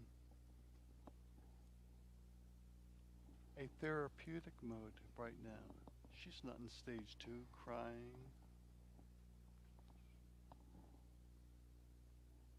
Yes, notice this wonderful movement. Does the camera pick that up with a focus? This wonderful movement. And I won't label it and say what it means. But just as I point out wonderful movement, Sandy naturally is doing a little inner work. What's the therapist mean that this is a wonderful movement? Well, what does everyone in the audience thinks this means? As I exaggerate it this way, what do you think it means? Do you think she's going into stage 2? Do you think she's going into a therapeutic mode now? Did I suggest that? Never, never, never will you catch me suggesting anything.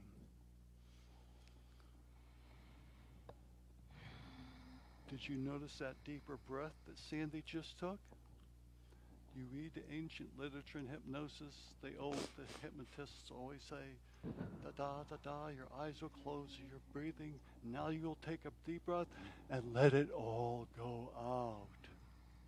That's wonderful, but it's so much more wonderful if the client does it. That letting go out is she's completed a unit of therapeutic work, that tells me. If I told her to let the breath out as a way of relaxing, she'll relax, but it's an artificial relaxation. It's artificial because relaxation in the real world comes when we've done good work. That's the second half of the creative process, the illustration I showed you, the 4 stages.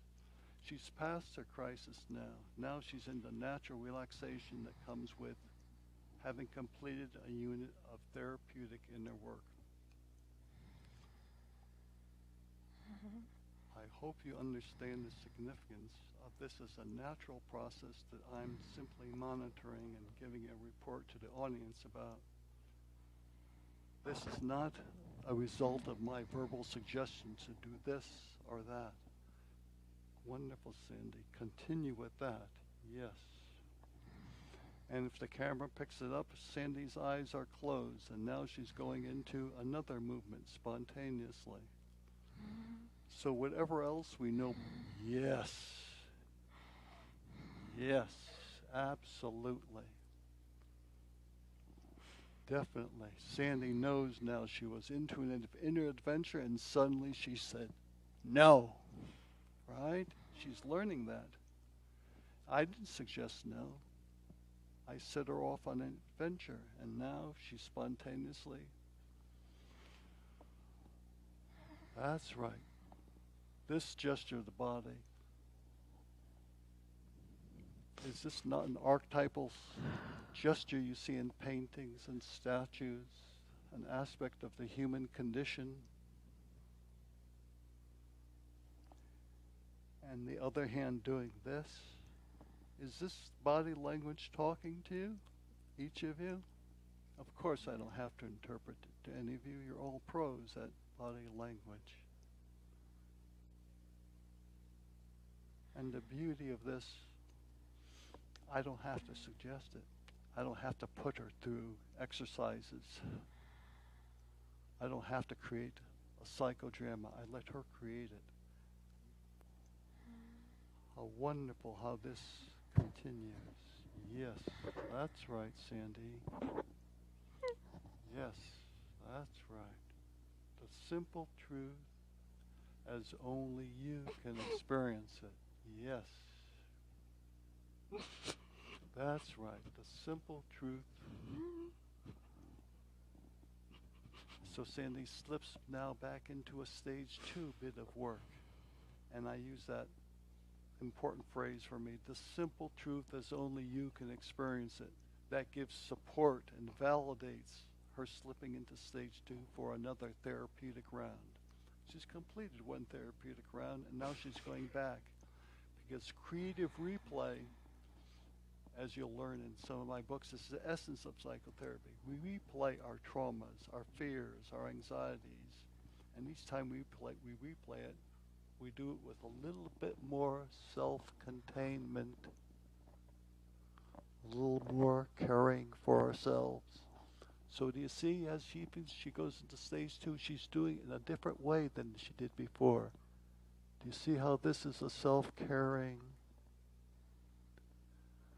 Or am I just an idiot projecting my own preconceptions?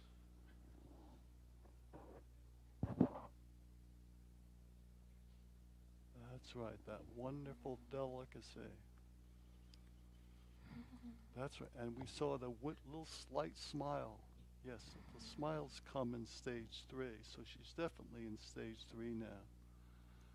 So she had to dip back into stage 2, and then she comes back into stage 3 with another important gesture.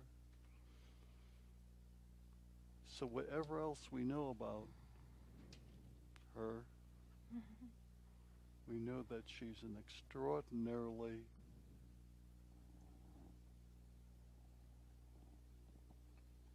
I'm trying to emphasize to the audience, I don't want to project my images, thoughts about her.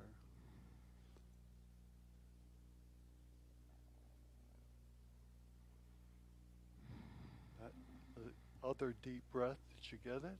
She's completed another unit of work. She went back to stage 2, got another therapeutic kick, and now another deep breath of relaxation. Can anyone doubt that Sandy's still working? What is this new chapter that's beginning in her work? That wonderful, is it a wee smile coming? Satisfaction that's coming? Later she can tell us if she's receiving insights or feelings but I'd rather not disturb her now. I'd rather let the process go. Just almost like a prayer. It has to go by itself.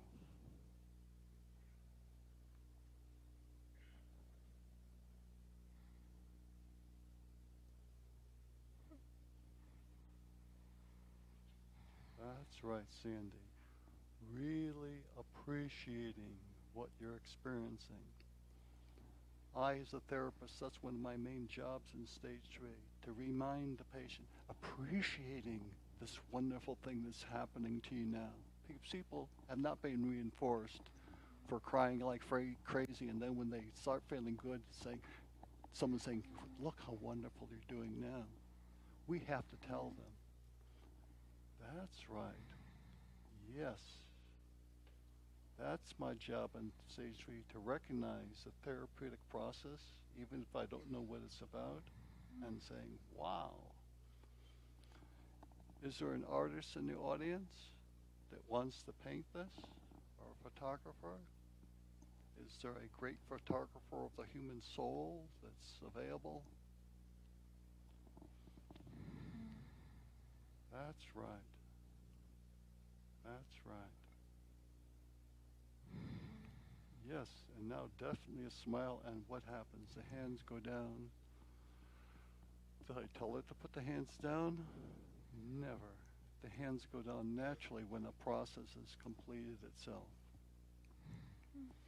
So I still don't know if the process is she's done all the work she needs to do here today, or if she needs to do more work yet. So I just wait. But I know that, wow, she's been through the 4 stages, and I don't know if she's actually going to stage 4, giving herself suggestions of how her life can change, what she can actually do.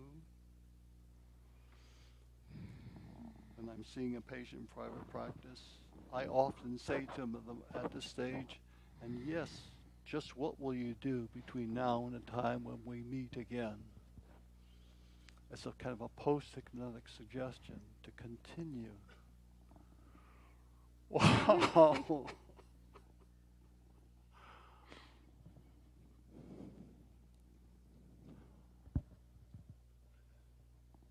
The spontaneous head nodding. Yeah, that's what a person does in stage 3 and 4. They start nodding their head. Erickson often commented this involuntary, seemingly spontaneous nodding and smiling. And I still don't know how she did the transformation. I only recognize the behaviors and support them.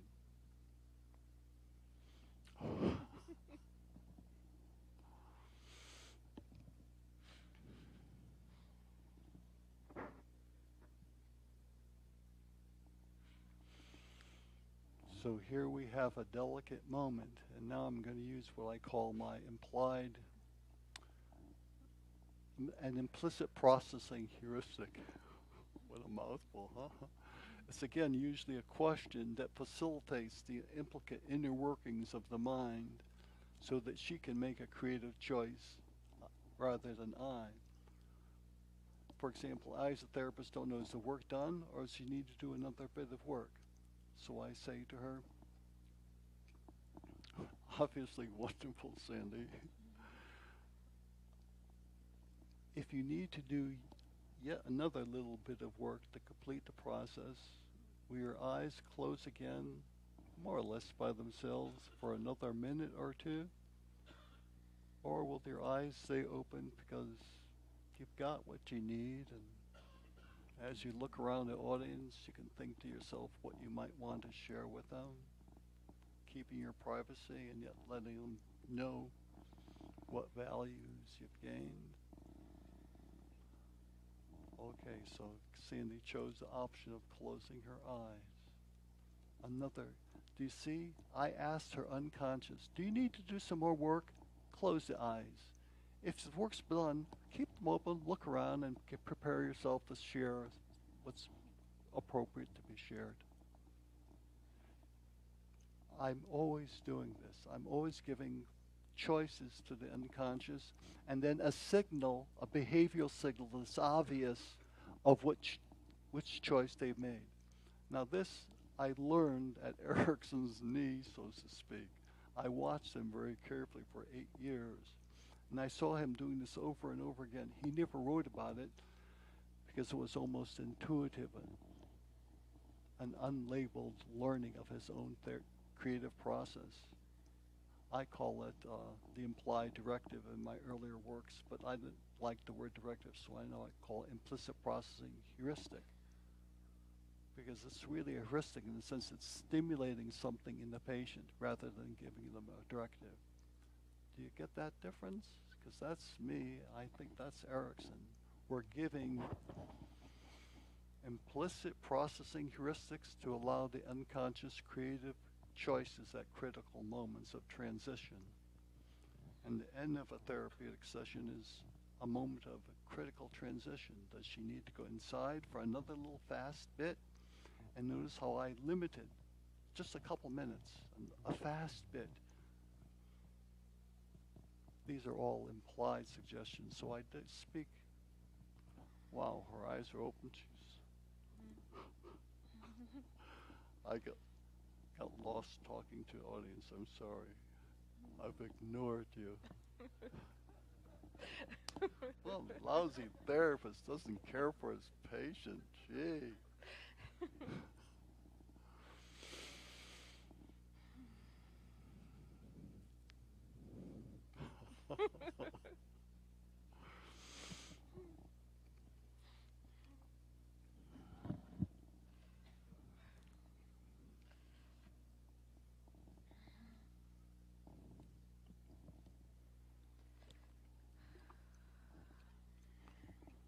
So we can assume she did another therapeutic bit, as is indicated by her relief and her laughter, taking off her glasses. Obviously, she's coming back to the room. She's ending the therapy, right? I don't have to say, now you will open your eyes. You'll come back into the room. Da, da, da, da. No, because I'm following her natural unit of behavior.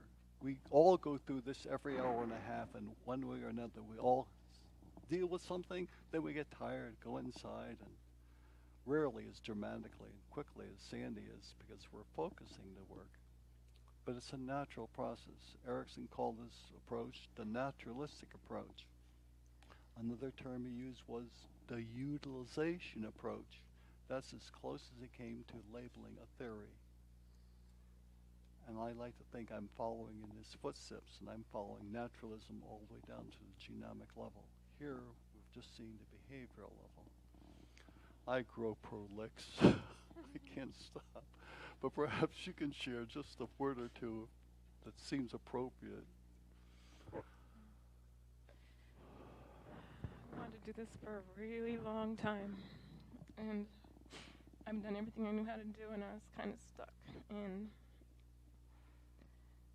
the thing I went back for was I wanted to be sure it was safe. And I wanted to look at me and see if I was all there.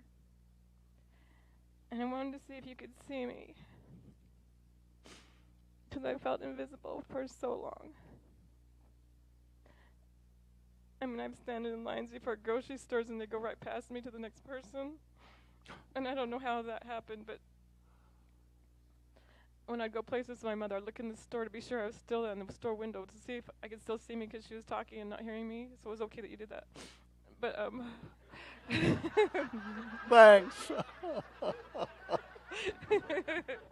I put you waiting for half an hour while the group process went on. Stand in line, Sandy. But it was okay because it was okay. When I was a little kid, it wasn't okay.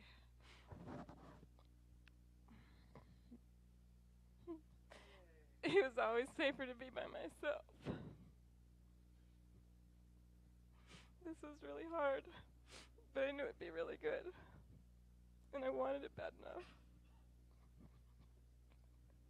Say hi. I'm here. Thank you. Okay, Sandy. We thank you. You're the best.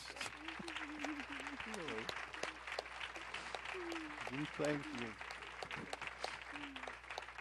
At this moment, we're all madly in love with you. Is that a good thing? At this moment. It'll be saved, though, in the next moment. How do I get this thing off here? Yeah. Am I done? Can you? Do you notice how I let her do it? I don't rush. Hell, she's a competent woman. I'm not suggesting. I'm just talking. Okay. Okay, really, thanks a lot. This has been the best.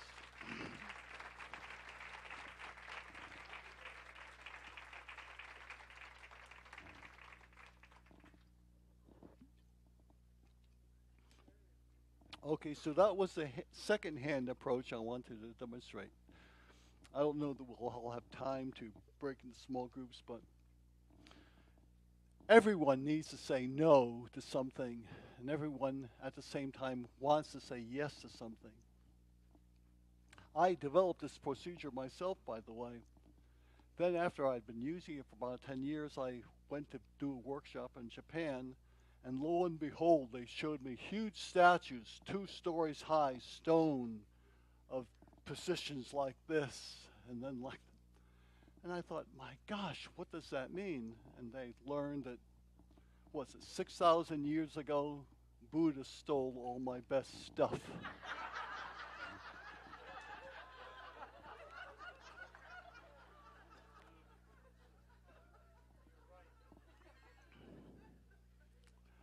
Okay, so let's have some group reports. I'm sorry that you maybe lost your group.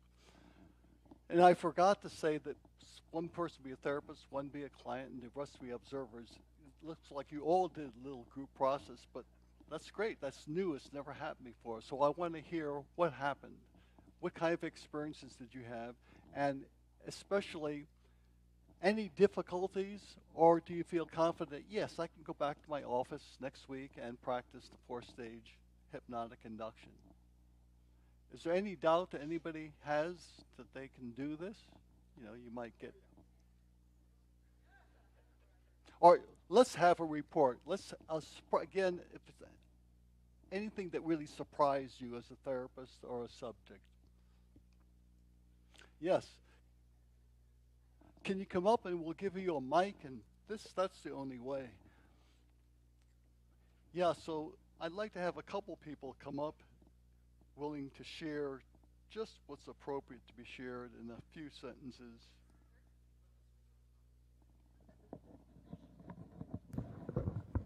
That doesn't Okay, work. can everyone? Oh, yeah. I guess what I got sensitized Okay. to was the language that I used as a therapist. Like, I started out saying, like, having them work on an issue, and I kind of came out as problem, and I'm like, whoa, wait a minute, I'm telling them they had a problem to work on. So just being really, really aware of the language that I'm using. Yes. So So- that's what you learned here. Yes.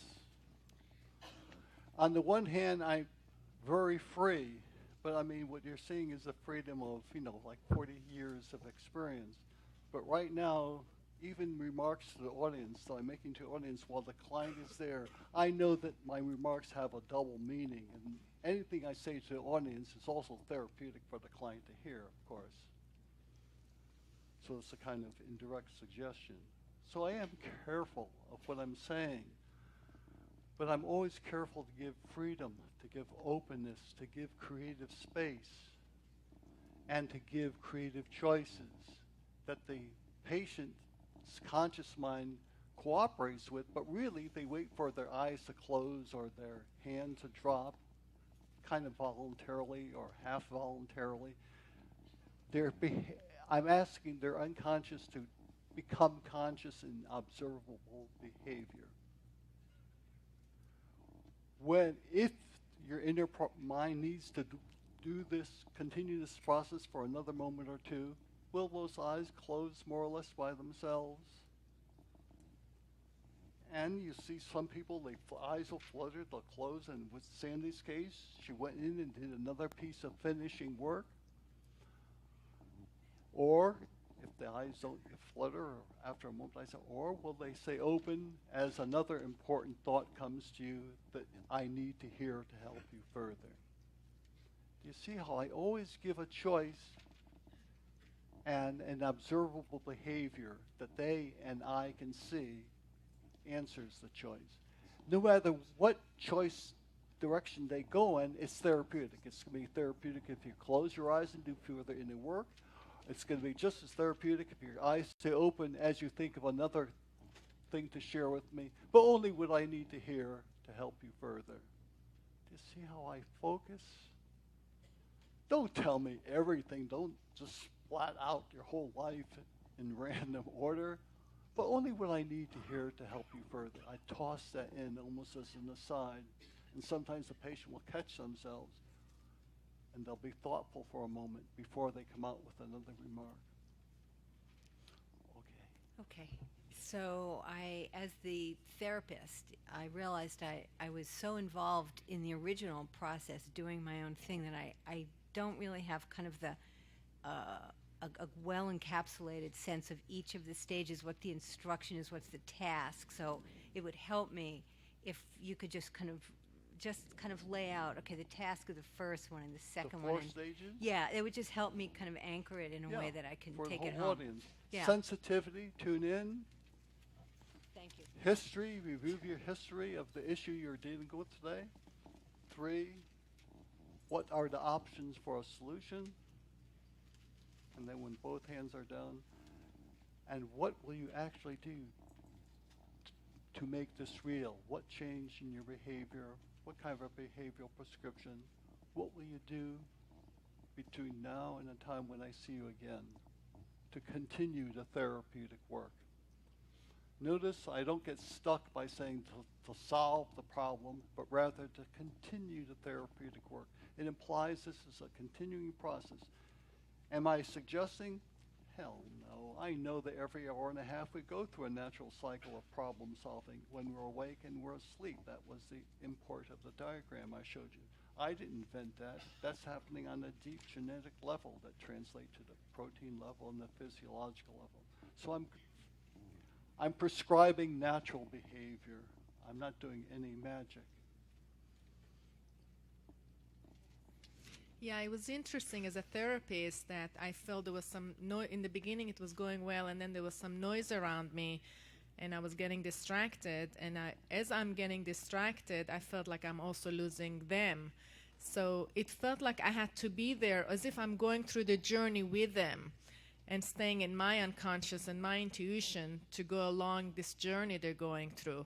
As soon as I would get into my head, I couldn't continue my work, so I had to kind of come back to my own sensation and feeling, and I even had to use my hand at the same time as I'm doing the therapy for them. Mm-hmm. So it was very amazing that it felt like I was going there with them through their journey.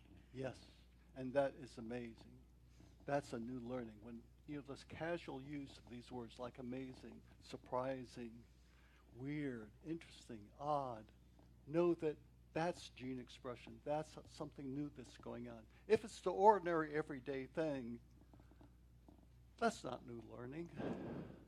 It's a surprise. And I wrote a number of papers. My very first paper with Erickson, published in 1973, was Psychological Shocks and Creative Moments in Psychotherapy, published in the American Journal of Clinical Hypnosis. It was a summary of half a dozen cases that Erickson told me about his work that I organized under the idea of Erickson took delight in shocking patients, giving them a little psychological shock. I've not tried to popularize that because it could easily be abused and misused.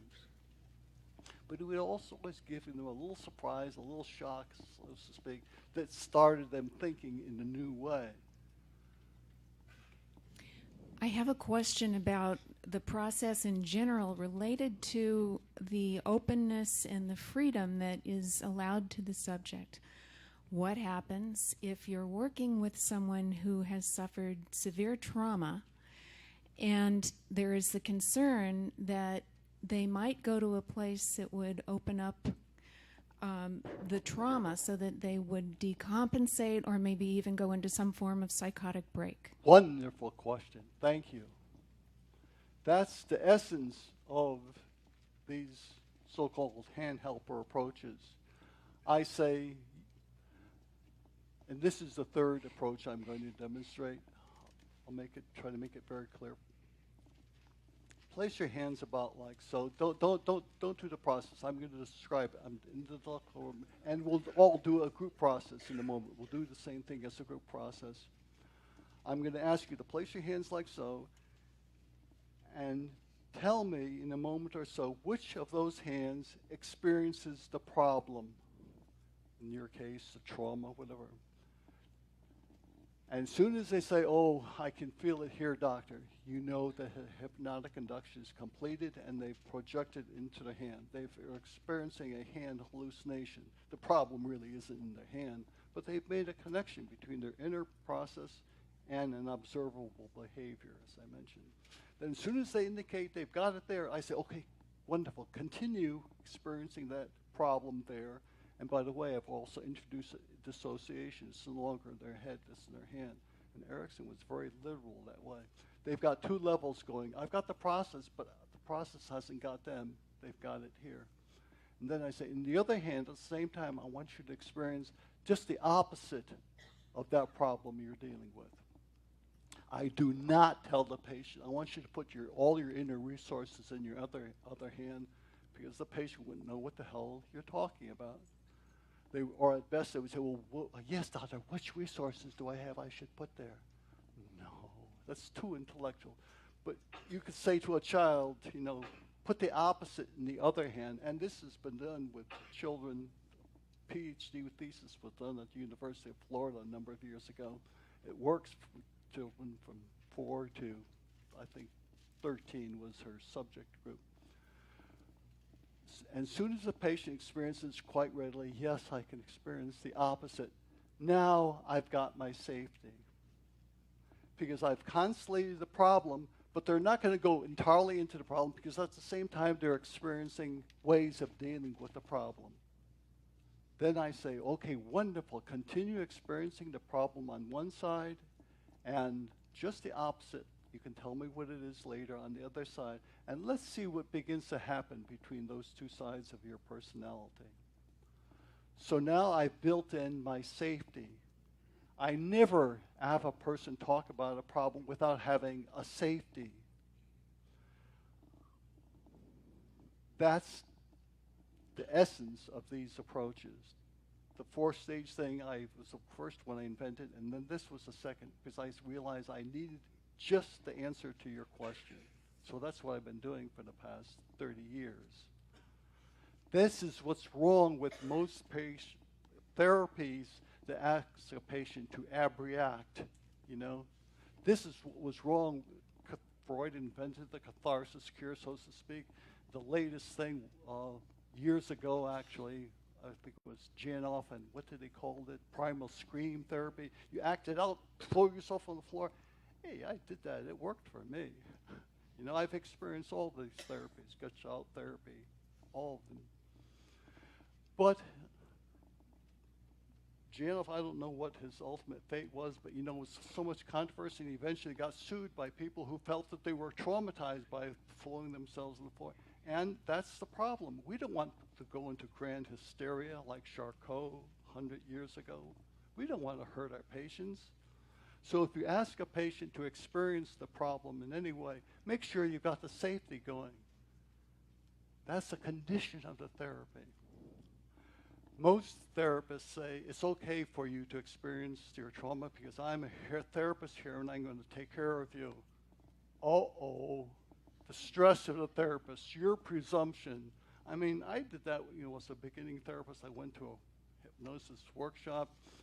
I got this first client that came to me, a beautiful young man, like a cameo, a Greek god. And he sat in the chair and, he'd heard he had this important question. What was this important question? Well, and suddenly this beautiful paragon of male masculinity.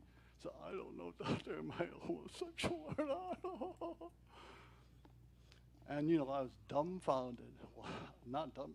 Actually, I certainly found him attractive. I'm sure any male or female would find him attractive. And so I said, yes, well, I'd like to have you really experience. Can you tell me a little bit more about that whole experience of really feel like to be a homosexual? Oh, he went into a grand thing. He threw himself on the floor. He rolled around, crying, carrying on in a beautiful suit and tie. And I sat down on the floor with him, and I said, oh, my goodness, you're really experiencing this also. And he said, oh, yes, doctor, I'm really experiencing it. Ah! That showed me that even in the midst of hysteria, we all have controls. So why not bring in the controls right in the beginning as a precondition for the therapy? That's stage 1 of the therapy. Experience it here. I call this a therapeutic dissociation, by the way. It's a therapeutic. Now they can no longer be possessed by it. Their hand might shake. They might experience all kinds of emotions, but in some way it's here. And now they got the other side here. And I have them go through a psychodrama. I sit on the sidelines and watch. It's like a prize fight,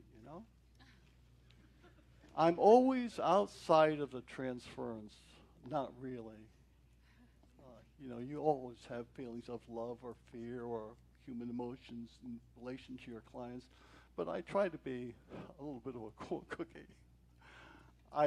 Following Erickson's teaching, let the problem be in the client. Let the client work on the problem within themselves. Why should you get, in Italian, my grandfather used to, a peasant couldn't read or write. He said, Signaccada Mazzlamoon. It's Italian, low-level Italian language for saying they get messed up and mixed up even with the earth and the moon. When there was a family dispute. No, keep it cool. Keep it separate. Stay out of it, for Pete's sake. Why be under stress? Why should you have to take care of this client? Why not have them take care of themselves? Isn't that the more respectful human approach? Knowing that we all have those resources.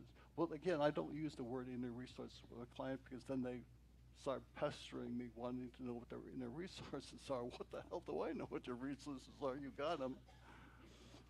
For one, it might be an artistic sense. I'm Italian. I do get hot, don't I?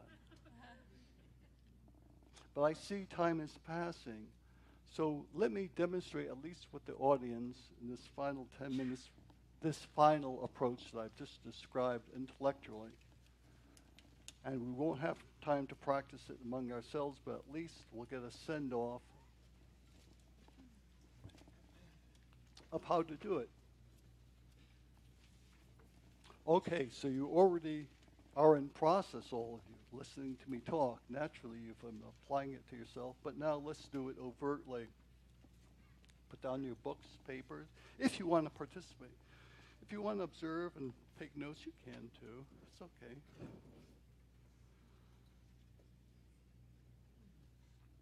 And really looking at those hands, letting them be free. Don't want them resting in your lap or the arm of a chair. And again, almost as if you've never seen those hands before. If a person really does that, the hypnotic induction is complete with that sentence. Almost as if you've never seen them before. Really, can you look at your hands as if they're strange objects?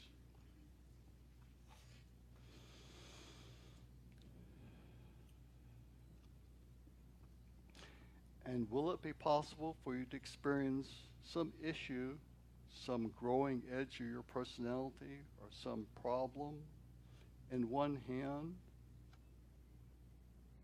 Yeah, let that whole issue of your life, whether it's a symptom, a problem, something you're interested in a positive way, as well as negative issues, yeah, where is that? Can you experience it in one hand? And as soon as you experience that in one hand, hang on to it. And at the same time, in your other hand, let yourself experience the opposite.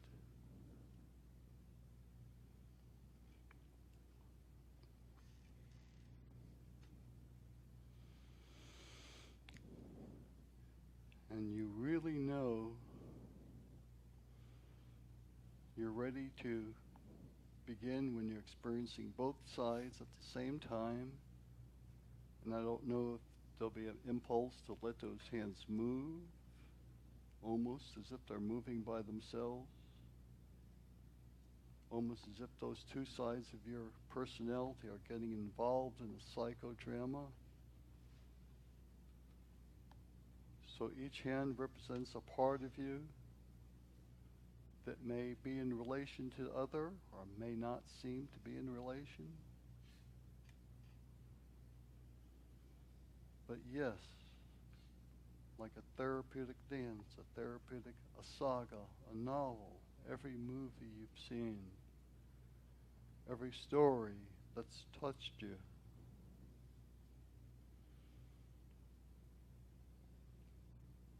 Yes, allowing that to continue as if it had a mind all its own, even as you watch as an interested spectator.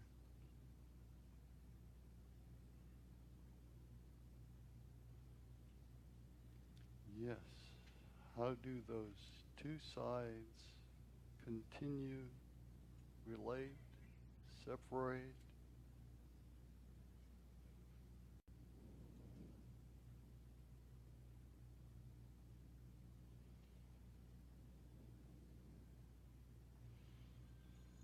Yes, what a relief to know that you can calmly observe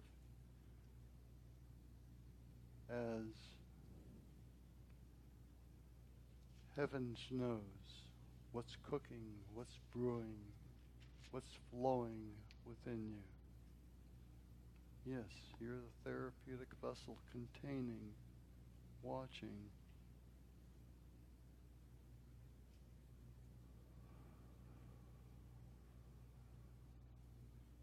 Simply appreciating that wonderful ability to receive privately within yourself.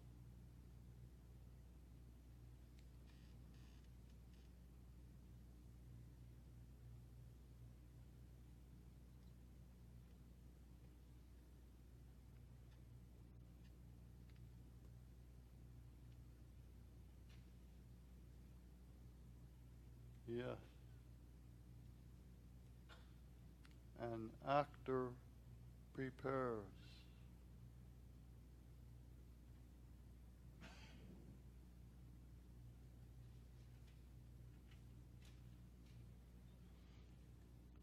Yes, you prepare.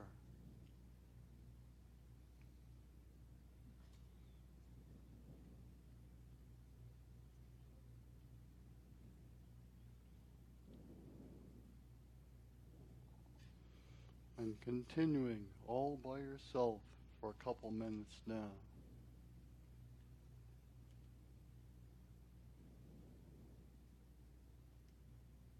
Receiving, cherishing what's surprising, unusual, unexpected.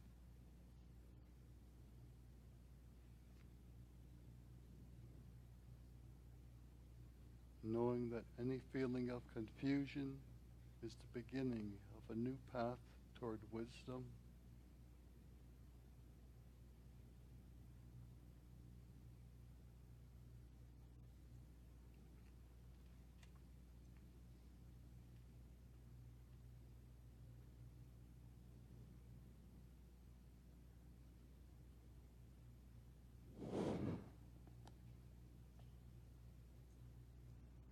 Yes, really receiving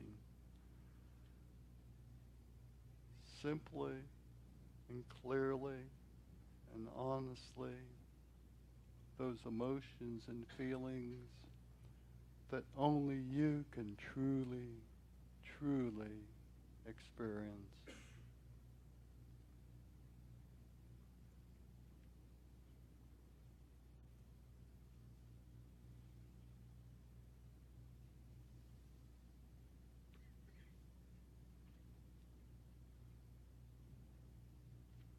Valuing the preciousness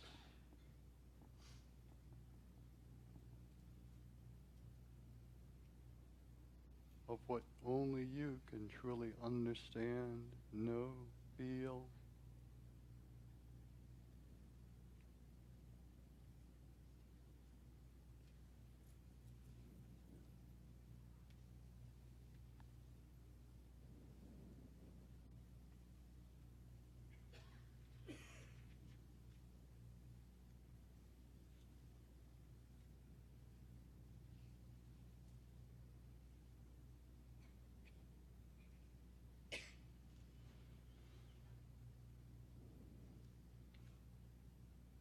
Notice how movements, feelings, thoughts come by themselves.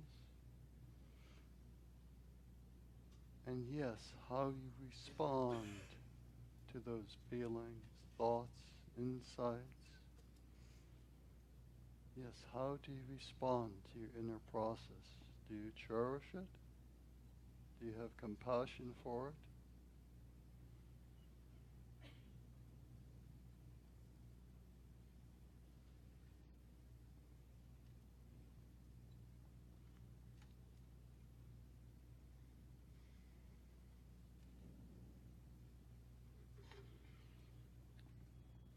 The incredible wonder of your most sensitive experience and the part of you that can observe, appreciate, wonder, and even facilitate. Yes, what indeed, what do you need to facilitate? Today, tomorrow, next week? Yes, what paths, what choices will you be making now, tomorrow, next week, next year?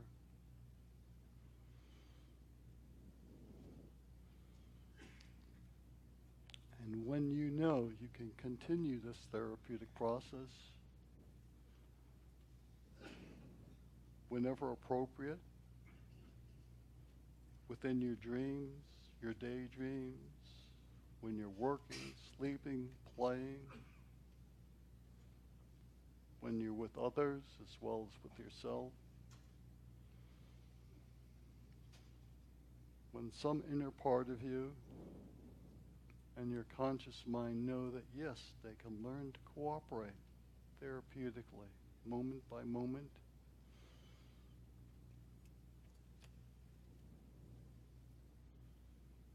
When your unconscious and conscious know they cooperate in just that way for your own development, as well as your growing ability to facilitate the development of others.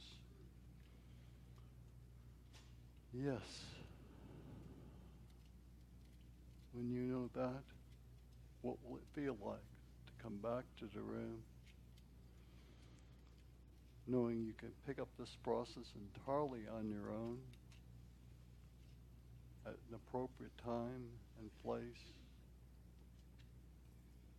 in your real everyday life.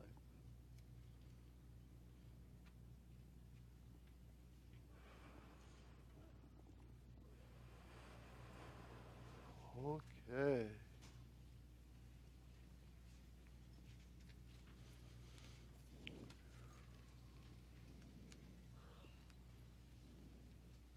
And you can betcha, as I'm standing up here talking to you, on one level I'm talking to you, and I'm also experiencing my own words. And you betcha I'm going to continue my therapeutic process.